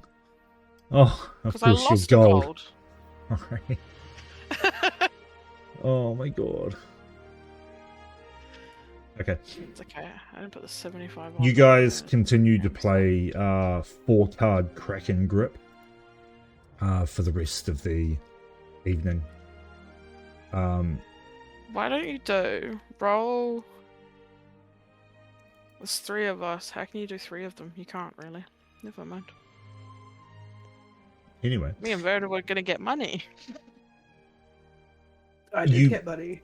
2 you- gold, but you play throughout the evening. I would say you're both up about 10 gold. And So I'll take it.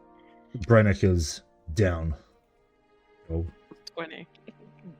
so would I be up 8 or an extra 10? Oh, I did 10 total, so. just up yourself another 10.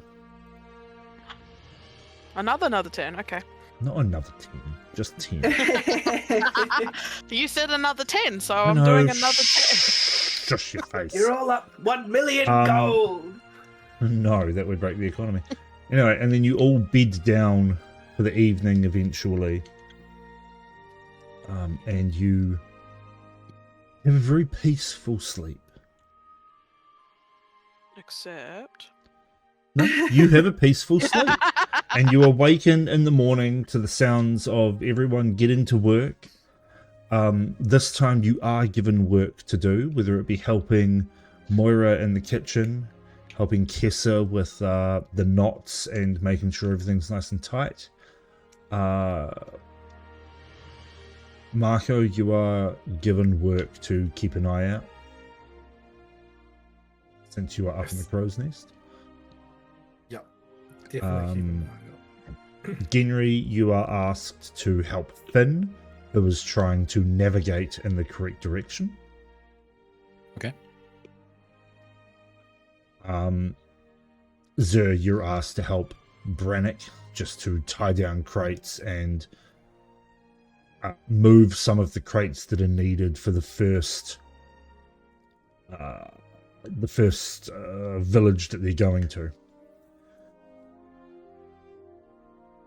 Is there anything specific that anyone wishes to do? Talk to anyone, ask questions?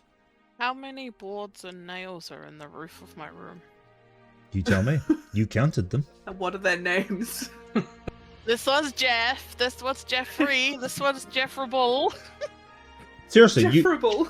you tell me, how many nails were in the roof? Well, I've used 4 nails for a board. And there'll be Oh my god. 1, 2, 4. I can't do Now that much roll for math. insanity. Just give me a number. 42. There you go. There was 42 nails. How? There's 42 boards. That means there's only 1 nail for every board. It's not built very well.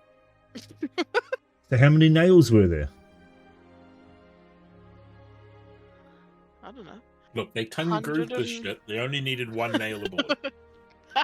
Just give me an It's all held arbitrary all number. together by magic. 160.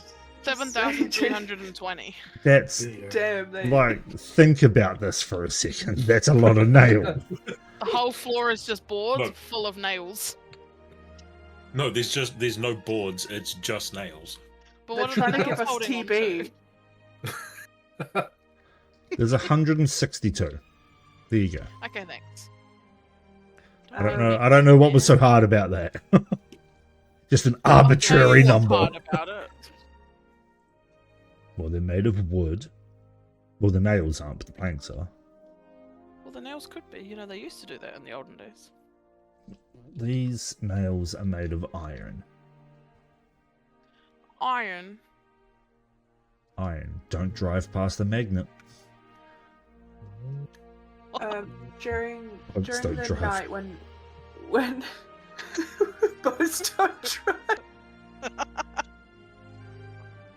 Don't sail past a magnet. Thank you. Good hell. Well, if the Earth is flat, Carry on. there's no core. Anyway, sorry. During the evening when Berta bedded down, Mhm. She would have had her spider within 100 feet of her, sort of listening for any key pieces of information. Does it tell me anything good? Is anyone up on deck? I'm still in the crone nest. Okay. Probably so. Hang on. Are you talking the first night or the second night, Verda? After we gambled. Okay, so you're The first reversing time to the first night. No. Nothing that would be considered noteworthy. What about the second night? The second night, yes. You would have heard, if Zur is up on the deck, no, Zur wouldn't have heard it. Marco definitely wouldn't have heard it because you're up in the crow's nest. But your spider, if it's hanging around up by the wheel, would have heard Captain Voss talking to Finn. Now I get to talk to myself. Your favourite thing? Well, boy. You do it all day when we're not listening. Sorry. Well, boy. Yes, I believe that. I believe I do know of the incident that you talk about. You do? Well, what is it? It was a tragic event. Pirates or something of the like sunk their ship. Everyone on board supposedly perished. They left behind a child.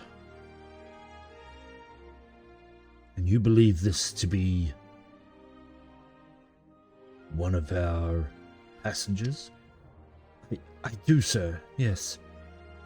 He spoke of a shipwreck that happened north of Angelwood. They stopped at the Ilmathra Atoll and travelled further north. He asked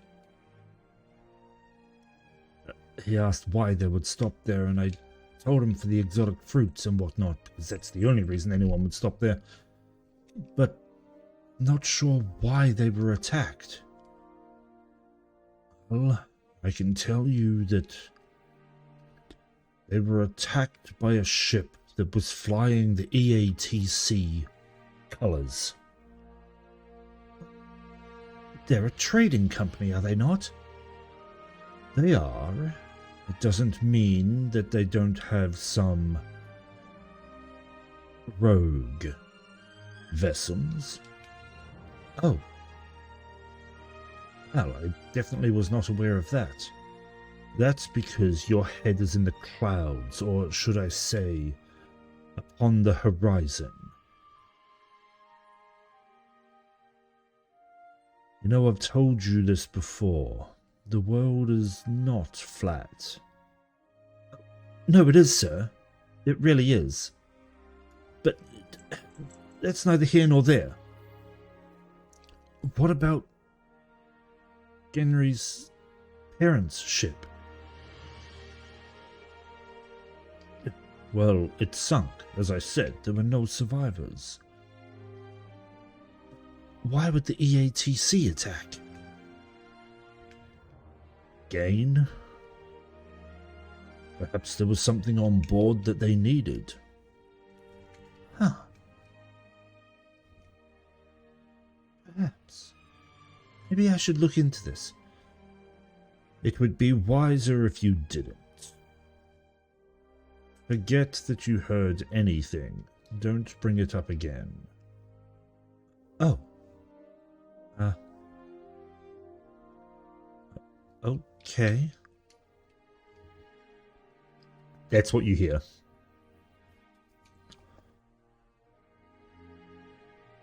Interesting. Can't wait to keep this to myself.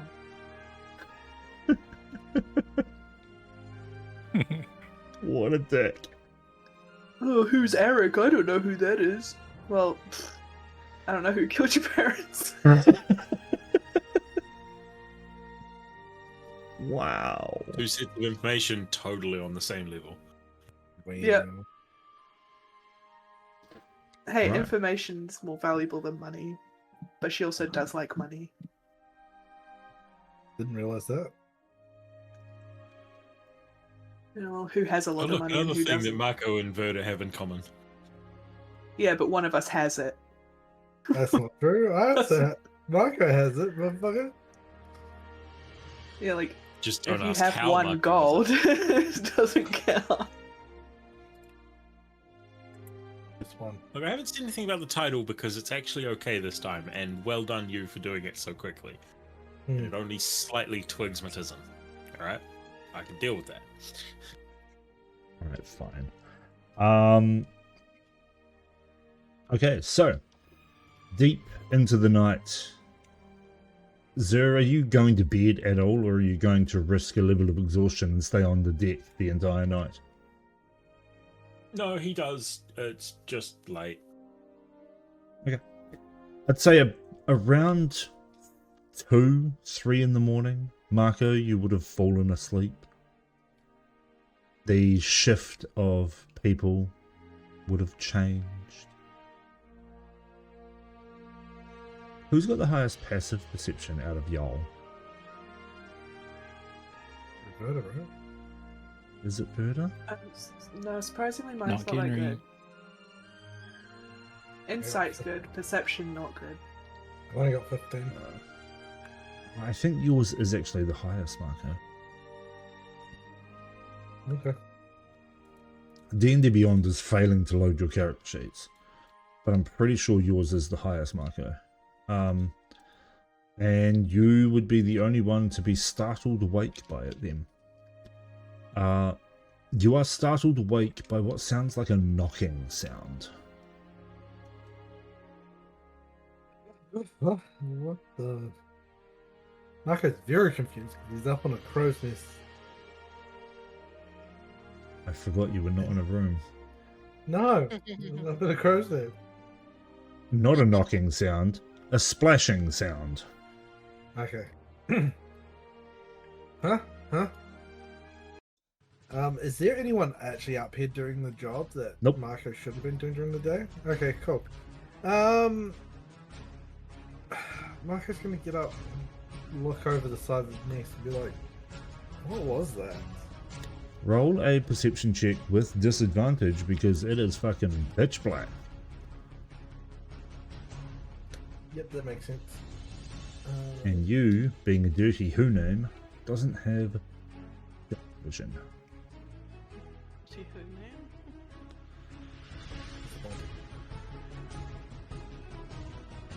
Double Also, swords. No. You remembering you have heroic inspiration. You fucking get it every day. I Look, keep forgetting.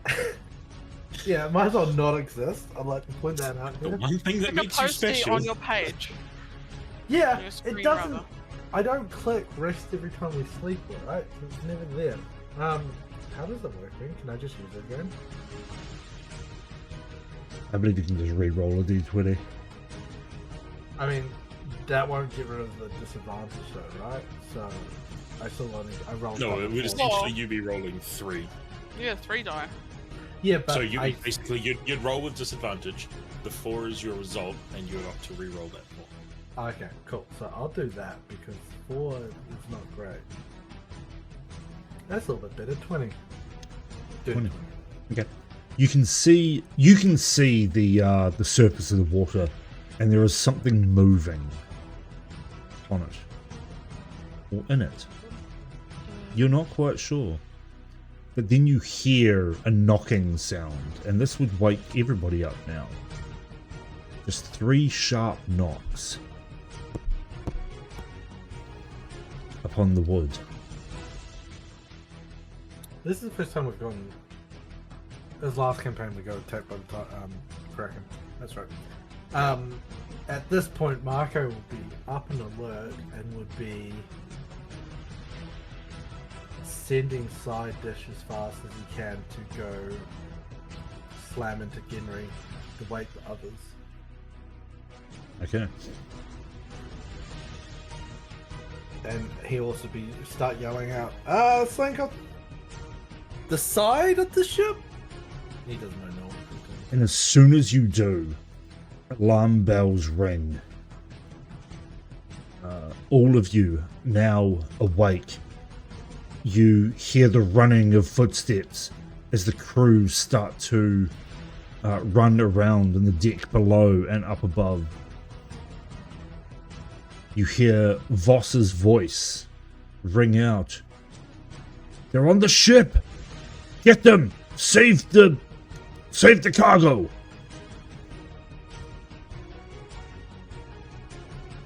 Yeah, Gendry shakes everyone awake and is running up deck.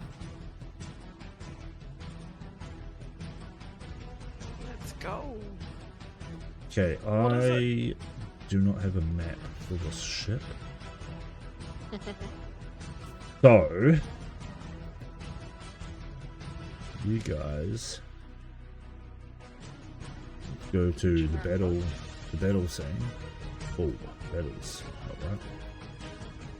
Those Syndrolops are dead. Thank God. Wow. You're so happy about when you gave them to us. I was, yes, you're right. They're gone. Mel is gone. Tika is gone. There is no campfire. Fluffy is obviously gone. Alright. You guys don't have a boat, and this is bad. However, you might have to do it this way.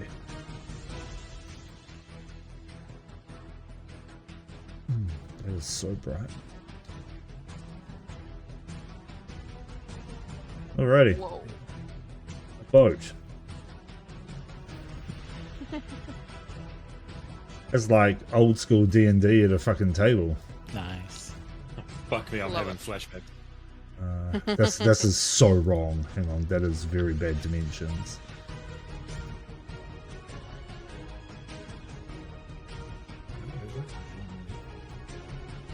No, I can't delete that either. This is why you got permissions removed. No, I need to see how much I can fireball, right?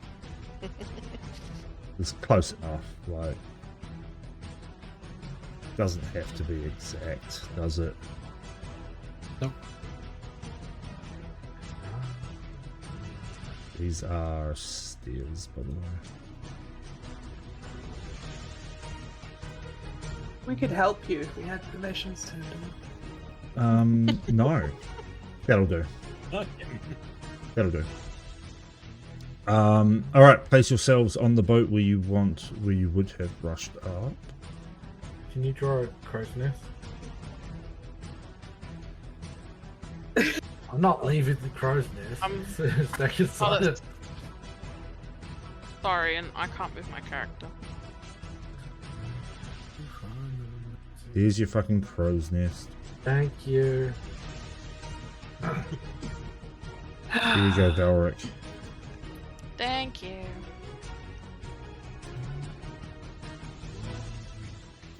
Alright.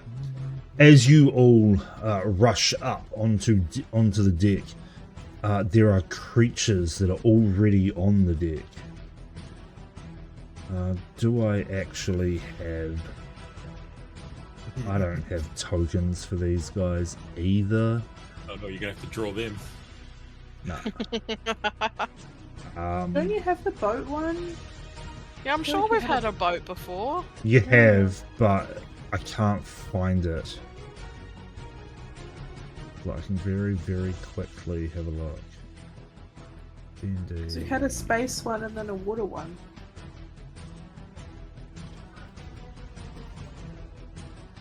Yeah, actually, I do remember that. But was that in? Was that in Albia? I don't know. The space probably one not. was. No. So we had a no. I don't think they were because it was when she fired like a bunch of arrows into a tentacle of the kraken. Yeah, we've had the Hypnagogia, but that's completely different. Yeah. Let me just very, very quickly. Don't take a quick break for it then. True. Yeah, we might actually. Yes. Before we get into this, we will take a very quick 2-minute break so everyone can go pee and I can look for this map and tokens. We will be right back. Hi everyone, welcome back. Found the ship. Also, I'm going to apologise for the ads. I was not signed in to YouTube Premium. This ship is way too big. Fuck it, man. Make the characters bigger. No, it's right. It's right. Alright, just a little bit more setup. Oh, I was thinking, oh, it's going to be easy. There's only 3 of them. 1, 2, 3, 4, It can't be too easy. It's our next level up gauntlet. Come on. 6, 7, 8. What's this not there? There was a priestess up here. Oh, so it's going to be so fuck. Oh, Look. nah, to be fair. TPK. Alrighty. As you rush out onto the deck, you are surrounded by sahuagin who have come up from the depths below. Now I know that this map shows cannons. There are no cannons on this ship. So, you are fighting alone. The crew is not helping. They are doing their own thing. Throughout the battle you will see... I'm just going to explain it now so that I don't have to explain it during the battle. But you will see like Brannick fighting some sahuagin over some crates. You will see Lady Ashford directing the deckhands to get below and everyone else where to go. You will see some other people that you haven't really interacted with. running about and healing, or not healing, but tending to like wounds or breakages of the ship as this battle commences. As for right now, can everyone please roll initiative?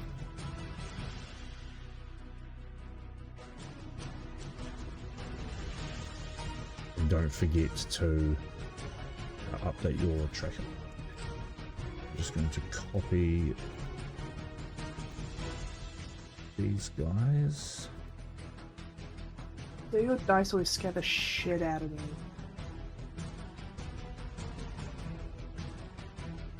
Whose? Those dice, Oh, yeah. they like make a lonely wind sound and it freaks me out. Yes. Warrior got 17.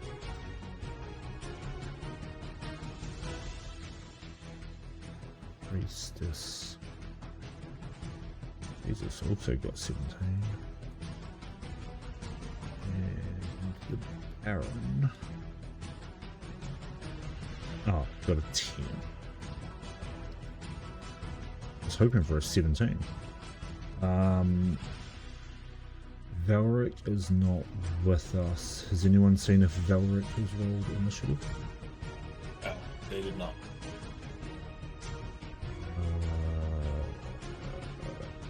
Okay, does somebody want to roll for Valric, please? At a +2. I can. Yeah.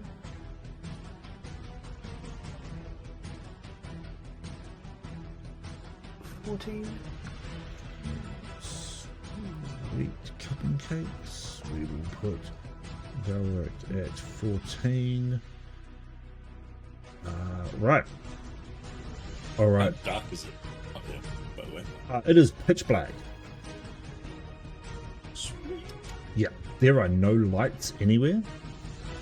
So anyone without dark vision, Sign block. anyone without dark vision is blind. I'd like to take this time to mention that I do have dark vision. Good for you. Great. Sounds good. Fucking microscope. How far is it away from me? Would I just assume it's enemy? You have no idea. Yeah, have you dark won't vision know. too. Yeah, but if I hear someone on deck and I don't think it's one of my You allies- can kind of So see. something's on deck. You can Yeah, okay, kind fireball of see energy. by the light of the moon. Yeah, I was gonna ask that. I don't even know. Oh my god, how long has it been since the Lantern Moon Festival? I haven't updated the calendar in ages. 2-3 weeks. Yeah, I was Oh, going to say right. about 2 weeks. We were 2 weeks in the worm ticket, right? Just shy of, yes. And you were what, a it's few fine. days in Twin Lake? I'll say 3 weeks. Just to I would say that you guys are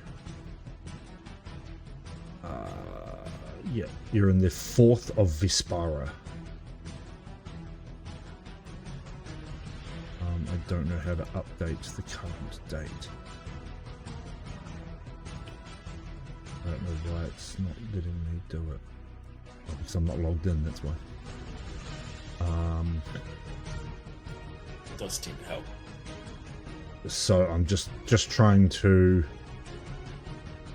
Oh, there we go. Set as current date.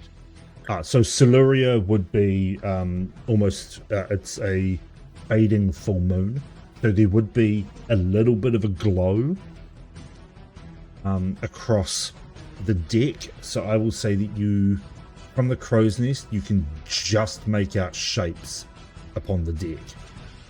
If you were to go down onto the deck, you'd be able to see enough that you could, say, target something with a spell.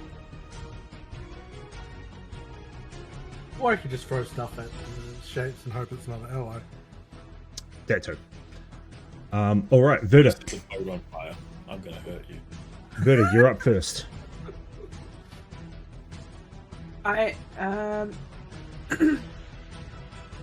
first one she sees is this one, this little fish guy. Yep. She's gonna take a step back, bonus action, steady aim. You can't move and steady aim at the same turn. Oh, for fuck's sake! Fine. She's gonna steady aim. Hey, I didn't Fine. write steady aim. Anyway, she's gonna steady aim to hit with her hand crossbow this little fella. Okay. That is a 24 to hit. Let's call that Sahuagin Warrior A. 24 to hit. Definitely hits. Good stuff. Takes 7 plus 46.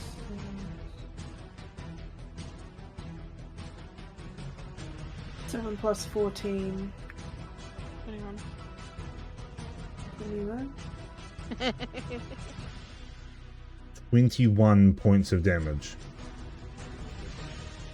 What the actual fuck knuckles? GG. Alright, your bolt slams through its fishy flesh and it just tears a fucking hole right through it. It is bleeding profusely. It is not happy. It collapses down onto the deck, but it is still breathing ragged and not really moving too well.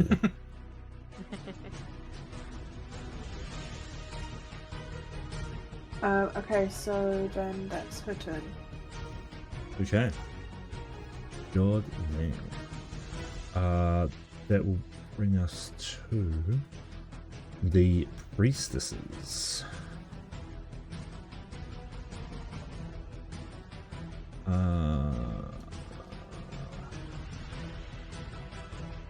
This priestess is going to put forward. How intelligent is she? Possibly. Big armored guy. Alright.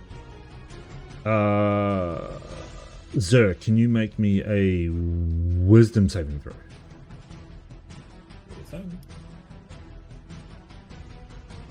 Swear to God, I hope. The dirty 20 at advantage. Motherfucker.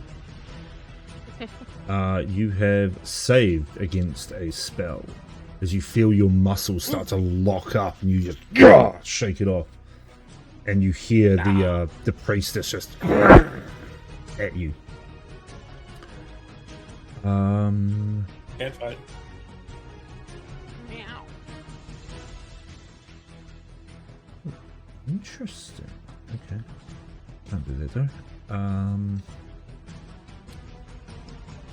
Okay, she can't do anything else.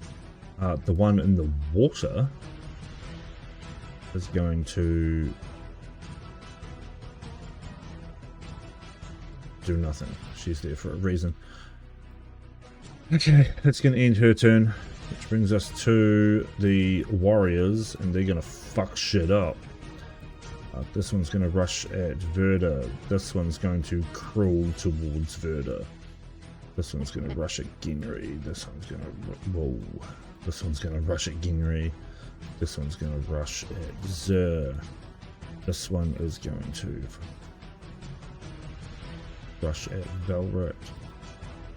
This one is going to rush down the stairs to here. This one...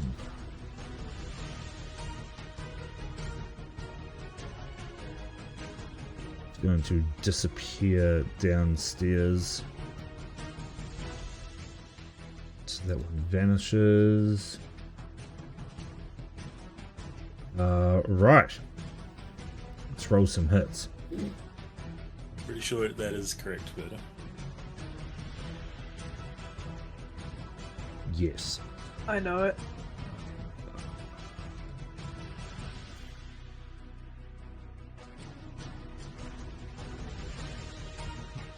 Didn't know that. Okay. The one that you attacked, Verta, tries to attack you with a nat 1. That hits. Ah, fuck. Okay. The one behind you tries to hit you for an 18.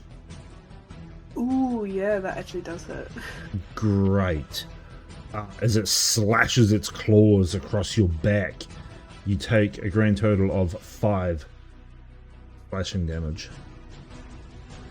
Whoa. That's it. These guys are not that overly powerful. Genry, 2 of them rush at you and try and attack you in unison for a 14 to hit and an 8 to hit. Both miss. As they rush towards you, you sort of step back and their claws just clash in midair and at you. Zer, I don't think it really fucking matters. Just make sure it's not an advantage, Why? because I can see him. Oh, yeah, no, it's not an advantage because you can't see her anymore. Misses anyway. Rolled an 8 as he tries to claw at you and it just sort of glances off your armor.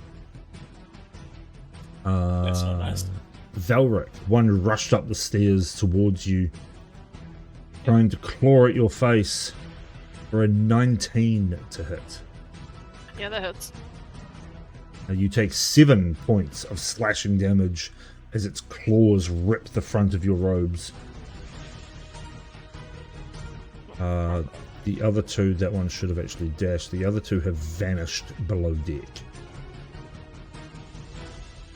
Right, ending their turn, that brings us to Valric. Wait, so this one's gone below deck too. Yep. If you can't Ah, see them, they have okay. gone below deck. Well, I can see it, that's the thing. Shouldn't be able to see it because I hid the token. It's right there. It's fucking not. I need to update your Albia. Yeah, Oh. it's definitely not. Okay then, well, I'm going to attack the one next to me. Okay.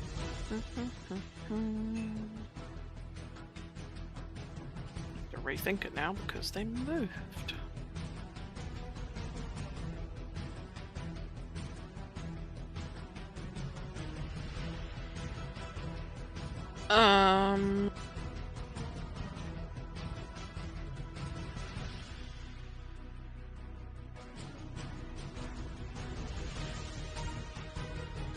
No, okay, I'm just gonna cast Hunter's Mark on it.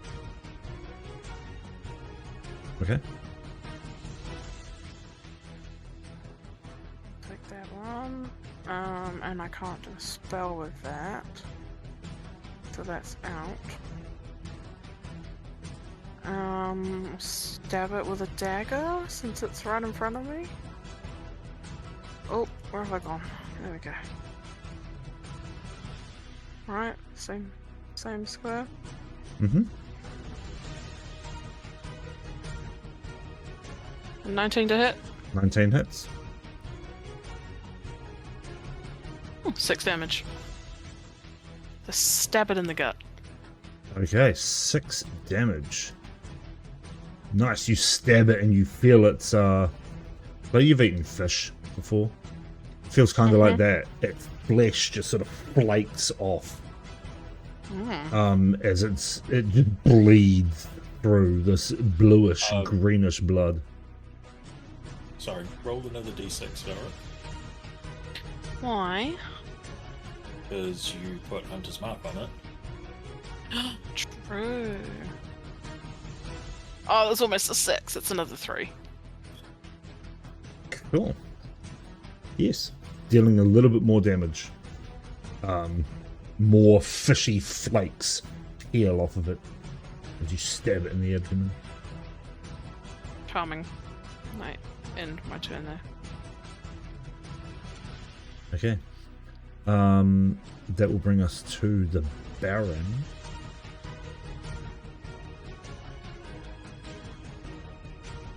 Who is going to duck down below the water for a few seconds and then you hear him sort of splash downwards, and then after a couple of seconds he splashes back up, and you hear him yell out in sahuagin.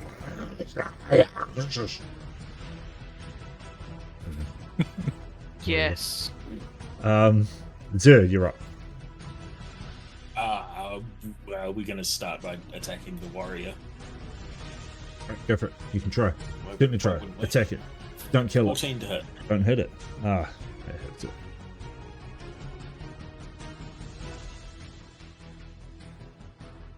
I do 9 damage. 9 damage. And Right. hit it again. Okay. Oh! Fucking 1 off a crit, god damn it. 26 to hit. 26 hits. Doing another 9 damage. Still up. Cool, I smack it in the face with a pole strike. Okay. 24 to hit. 24 hits.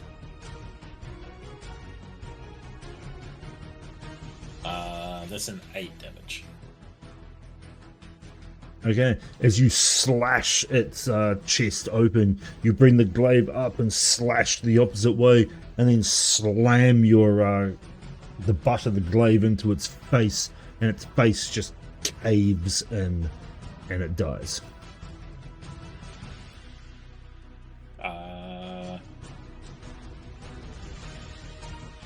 Don't really see much, but someone cast a spell at me from this direction, so I wander in this direction until I see the priestess. Yeah, it doesn't, And doesn't then take long. I'll- You I'll can figure out. kind of see her because of the moonlight. Yeah. Well, I stumble in the direction as soon as I get within 10 feet. I can see her, so. Okay. And that will be my turn. Okay.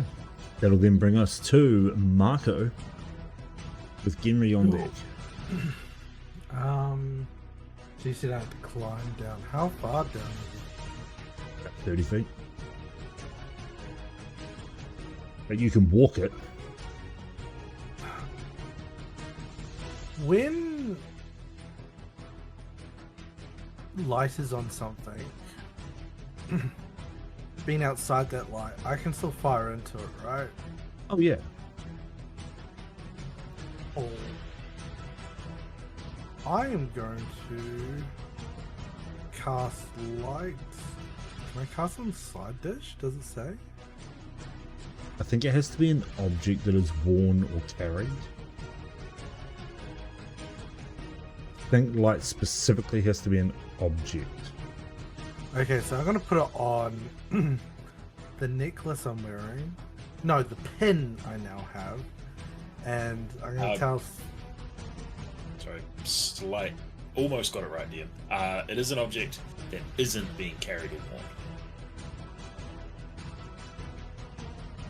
I was gonna say, But I used to be able to put it on my shield. Yeah, I bend the rules. Like, it's Yeah, light. someone I else don't, did the 2024. I don't Yeah, Rune really used to do it care. on his shield on his back. I don't really So- care too much. Like, we can bend the rules for that. okay, I put it on the pin and I pin it to side dish. Tell it to stop being a pussy and tell it to fly down. How are you pinning that to side dish? Are you like going through his flesh, or Having Yeah, him. giving it piercing. oh my Hang god? Poor Hang on. bird. Can Anonymous doesn't Marco, listen to you. can Marco cast it on side dish if he views side dish as an object? I tell you what, Marco, do you view side dish as an object? Yes. You Side can- dish has failed me continuously. You can cast it on side dish. Wow. The Holy side dish just lights shit. up as a light. Let Poor me hang on. Give me 2 seconds just to find my notes on Marco and put another mark next to a thing. Oh. It's animal abuse. It's much worse than Is this. this There the it new is. whiteboard, is it?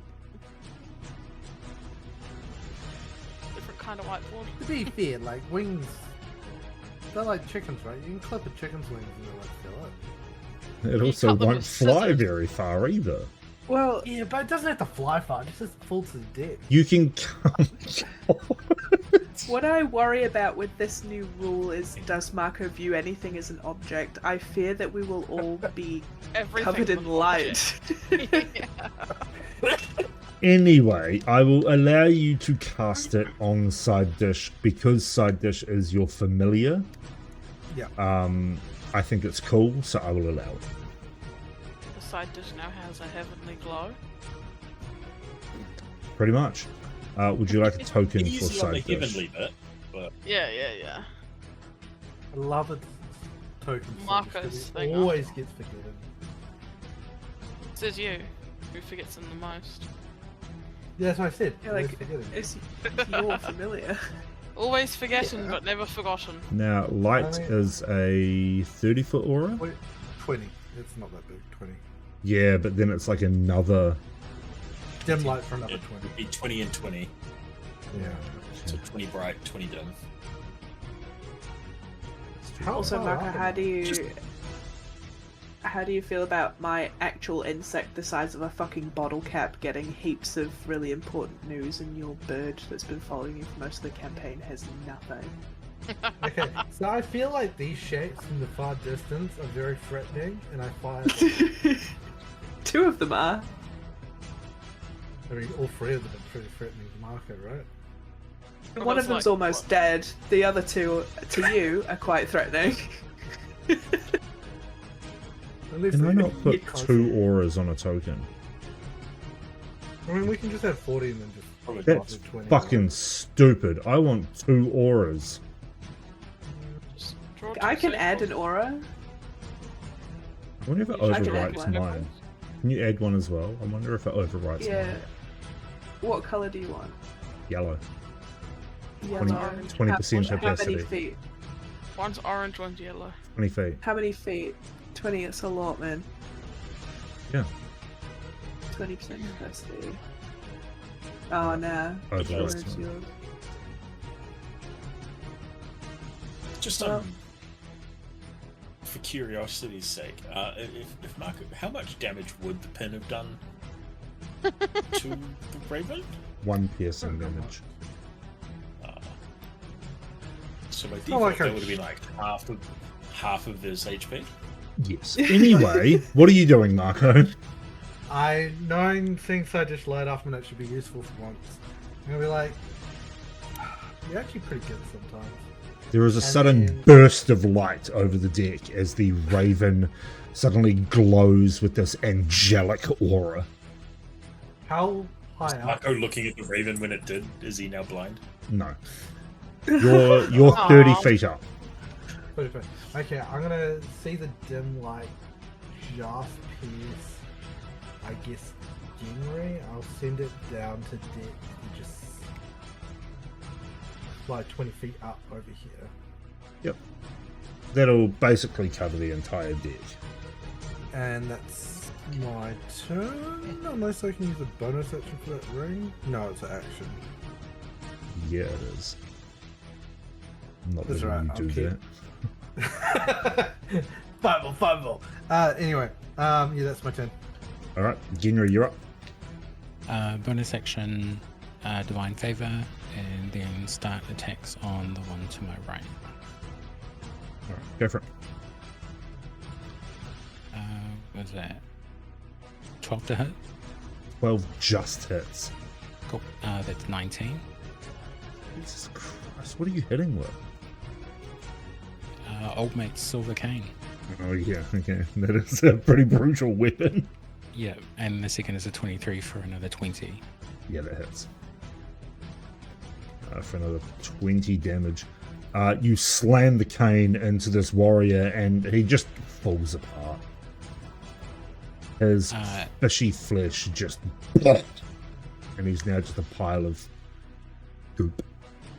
And then with my offhand, I try and hook it around the back of this guy's neck and pull him towards me. Okay. That's a 21 for hit for 12. Oh, damage. And Nice. then he takes a d6 on his next turn, which will be a 3. Okay, cool. I'll just add that now. Oh, wow, that was a lot of damage. and I go to support Zer. Oh, That's me. you He will can take. take a swing if he Yes, you will take an attack of all.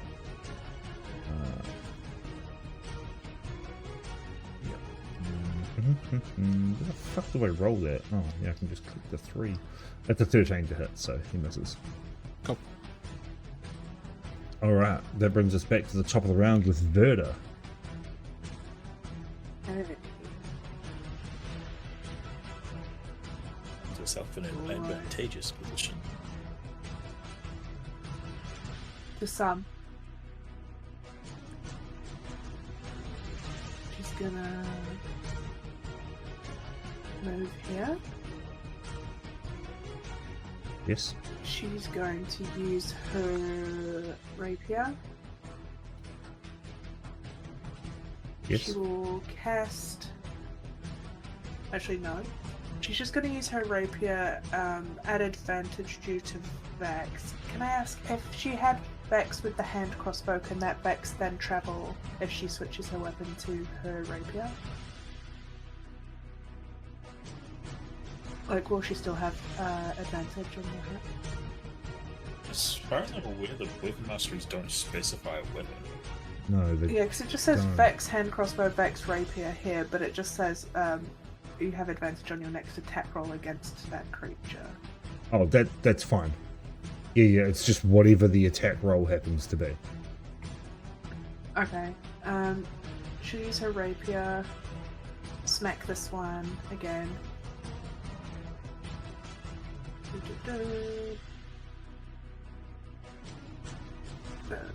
Sorry.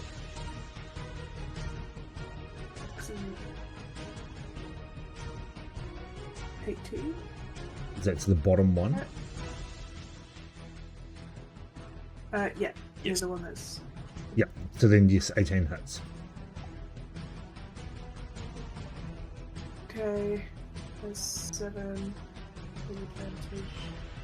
What is it? I always forget. Is it 4d6 yet?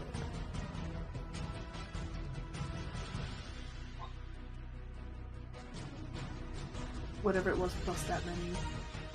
7 plus A lot. that many. As you slam your rapier through its body, you just carve a massive hole out of it, and it just does.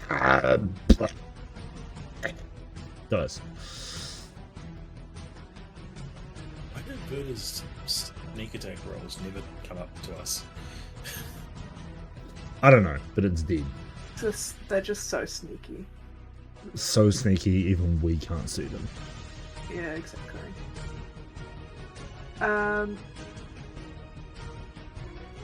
Yep. She's not going to move. She's pretty confident at this moment in time. She's going to stay right where she is, and that's her turn. Okay, that'll then bring us to the priestess.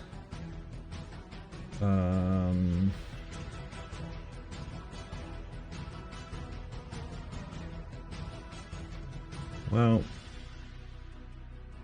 Water can now see Markham. can anyway.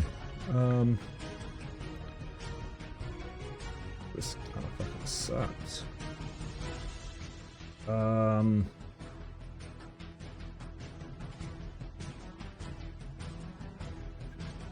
How is this priestess gonna do? He's gonna run. Big movie. That's it. So both Ginry and Zer can get an attack of op as she runs backwards. 13. 13 hits. Cool. She doesn't go anywhere. She Okay. takes 10 points of psychic damage and her speed Oh. reduced to 0. Well, then I don't get the attack of. Oh, Correct. sorry. Oh wait. No, she would finish here or here. Alright, she would finish here. Can Okay, yeah, I don't get that. It's all can I kind of metagame to go with Zer and Ginry have trained long enough that Ginry should know not to try and keep them pinned when they run. you literally do more damage than I do, so it would matter. So I'd still hit. I get to choose whether or not the speed gets reduced to 0 or not. I would say you guys have you've been together long enough to know what you can do. So I take a swing and I go, after you. Okay, 15 to hit for me then. 15 hits. Doing 12 slashing damage. 12 slashing damage it is. And she can still move? Yes, I'm not reducing her speed. Right. She's going to move to there. She's going to turn and look at you. No, she's going to turn to the priestess in the water and then sort of point towards you, Zur and Genry, and just...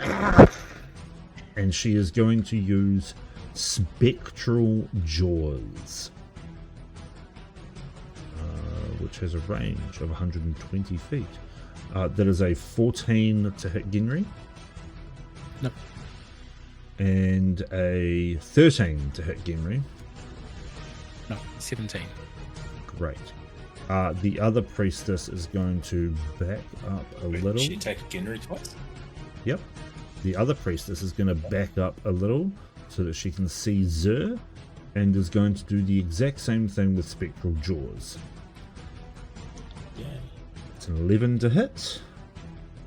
No. And a 15 to hit. Nope. Great. That ends their turn. It's now the Can we see warriors. these creatures? You can see the Baron. It is difficult to see the priestess now that she's moved out of the light. Like, are they like on the water? They are just like floating in the side? water. Okay. Yeah.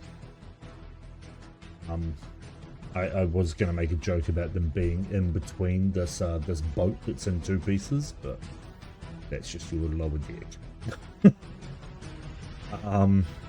Okay, it is the Did you talk about my cover? warriors' turn.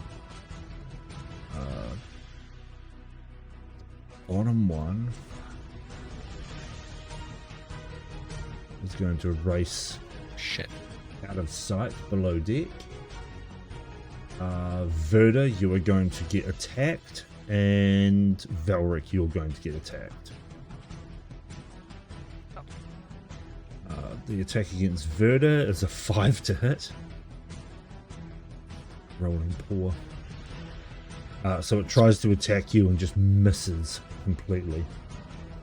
The one against you, Valric, is an 11 to hit. Misses. Cool. So it tries to slash you with its claws again, but you dodge out of the way. That brings us to Valric. Right, so if I wanted to use twinning spell, could I get this one and this one? 'Cause this one will be at disadvantage, right? Depends what the spell is, but yes. Oh, witching bolt would be good.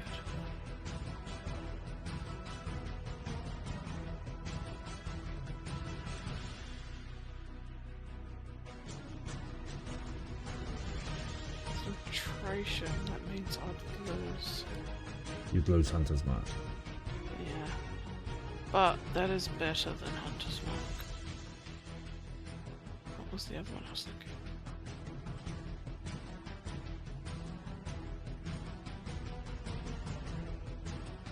Ninda. I'll just do Witch Bolt. So I'll cast Twinning Spell. Twin spell, yep. With Witch Bolt, and you're going to hit Yep. the priestess and the warrior. Correct. And both rolls are at disadvantage. Because the first one's close. No, because you can't. The first one is close. Oh, actually, yes, it's because you're firing into melee and out of melee. Because I've got dark vision. So I can see the other one. Yeah, but you're in melee, so your ranged attacks have disadvantage. Okay. So for the one in front of me, 17 to hit. Was that at disadvantage? No, it wasn't. Why didn't that? 27, so it's a 17 to hit. Yep, 17 hits.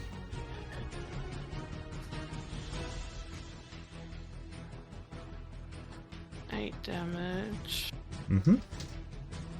Do I still get to do the... No, because that's concentration now. And then disadvantage.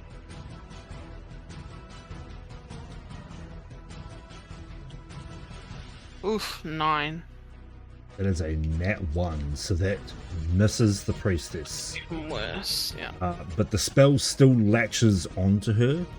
I believe you're still able to do the bonus damage action. Of the D12. Yep, on the next Yeah, turn. You get to choose either the warrior or the priestess because you've got 2 different targets here. Yep. Cool, and that's end of my turn. No, it didn't trigger on both. It would be Because both. the way twin spells work with concentrations is that you're a single concentration on both. Yeah. Yep, I get that now. I did think about it. As soon as I said it, I was like, no, it would be both. Cool. So you watch as this lightning arc comes out of you, smacking into the warrior, just missing the priestess, but then arcing across to latch onto her, and she just screams at you as the warrior in front just as it gets lightninged. Murloc. Yes, it was. Is that everything from you? Yeah, that's everything from me. Okay, that means it's the Baron's turn. Now the Baron is going to do something really fun and interesting. But I need to roll... how much feet does the thing have? Oh, 60 feet. It's only got 5 there. I'm just going to roll a bunch of die because... Let's roll an athletics.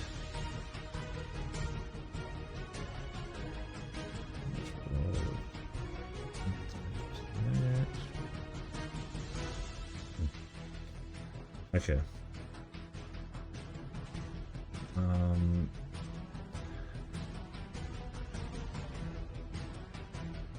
You are going to hear an almighty splash.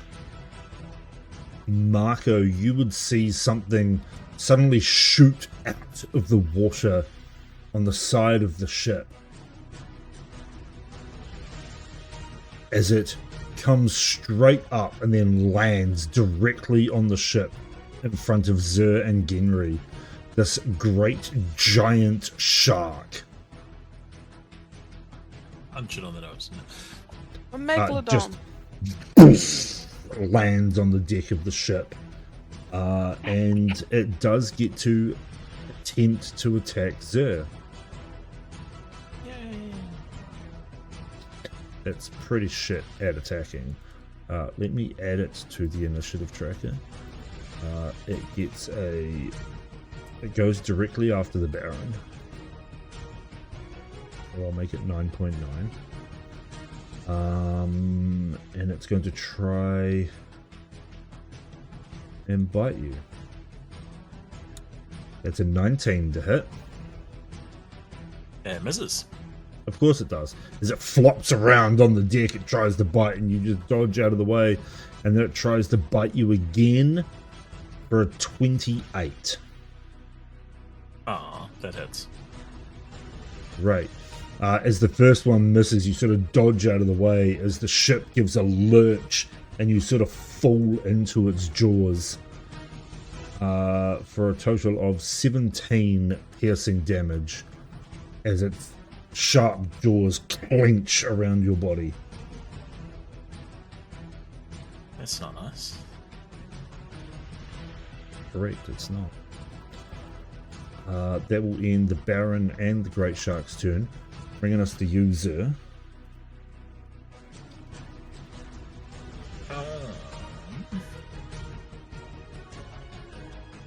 Which way around do I want to do this?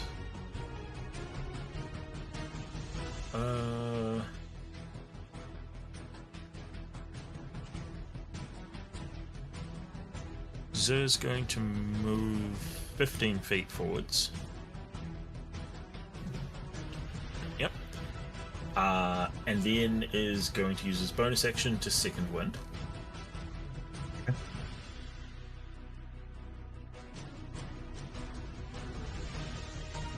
Healing 16. Okay. Oh, to be fair, the healing wasn't actually what I wanted to get out of this. But having used second wind, I can immediately move 15 feet without provoking opportunity attacks. So now I get right up to the princess without your shark attacking me again. And we're going to wail on the priestess. Fine. 21 to hit. 21 hits. Doing 10 damage. Yes. And then an 11 to hit. 11 just misses. Cool, it does 5 damage. Cool. She is looking pretty rough, but she is still up. Cool. As you slash into her with the glaive, chopping large chunks of flesh off of her. That brings us to Marco. Sorry. Zur turns and goes Henry and points towards the lower deck area. Gotcha. All right, Marco. Okay, so looking at Genry and looking around, I'll go meh. And if I'm, would this be? This would be 35. Like, or do we do? Now 30 straight down the mast will put you next to Genry. Okay, sweet. So I'm not going to move, and instead just going to cast haste on him because it's 30 feet. Yeah, diagonals don't matter in D&D so much. Okay. I try to use them, but flexible. Cool. So I'll cast haste on Genry, and then I will stay up in the crow's nest so I don't lose concentration. Haste isn't haste a touch spell? No, it's 30 feet. We've been through this. I swear it used Yeah, to be I a think touch it's a spell. 2024 change. Oh my god! I just opened someone's character sheet and like 40 dice just exploded out the center of the screen. I think it Wasn't caches. me. No, it caches all of the dice rolls, and it just does them all at once. I wish I didn't do that. It's you. Okay, Genry, you are hasted. Okay, so Genry, kind of having been given directions from Zur, runs below deck. Okay. And as he, so his speed is doubled, so he's got 70 feet of movement, and he will take swings on whatever is in his way. So I'm happy to roll Okay. those out. No, you run below deck, and just as you reach the bottom of the stairs, you see all three sahuagins kind of occupied. One of the deckhands has shoved a broom handle through one of the sahuagins, while another one is punching it in the face. You see Kessa with a rope around the sahuagin's neck, choking it out. And you can see Sister Ashford is sort of holding up her clipboard, and she has her hand out in front of her with this golden glow, and there's another sahuagin that sort of stopped in its tracks. Oh, you've got it under control. Backwards slowly. Question DM, can I see if the crew are protecting some cargo more than others? Or are they kind of protecting all the cargo equally? They're kind of protecting all of it more equally. Okay. The sahuagin seem to have been going for food crates. Okay. And that's what they are protecting. So if I can, I'll return and just wail on the big shark. Yep, not a problem. 13 to hit, so there's a series of 5 attacks, I think it is. 12 probably misses. 13 just hits. 12 Okay. misses. Second one, yeah, okay, so 1 hit, 2 misses. Then a 24 to hit for 14. And then a natural 20 for 22. Okay, give me the totals here. Uh,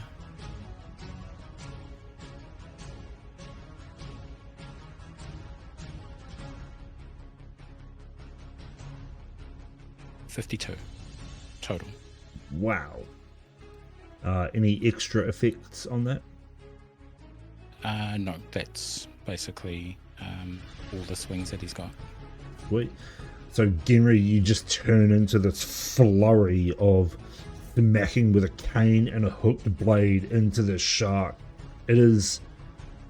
I don't really know. Do sharks roar? It's making shark sounds. And just screaming make as you... I don't know what a shark No, it's okay. sounds You didn't make like. me do Princess Donut when I played it, so True.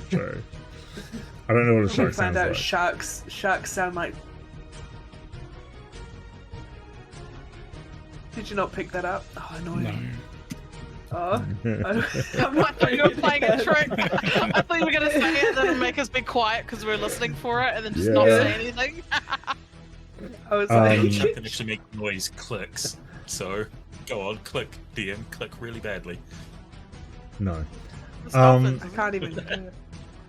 Anyway, the shark sort of roars in pain and starts to try to move itself back off the boat to flop back into the water as you deal a considerable amount of damage to it.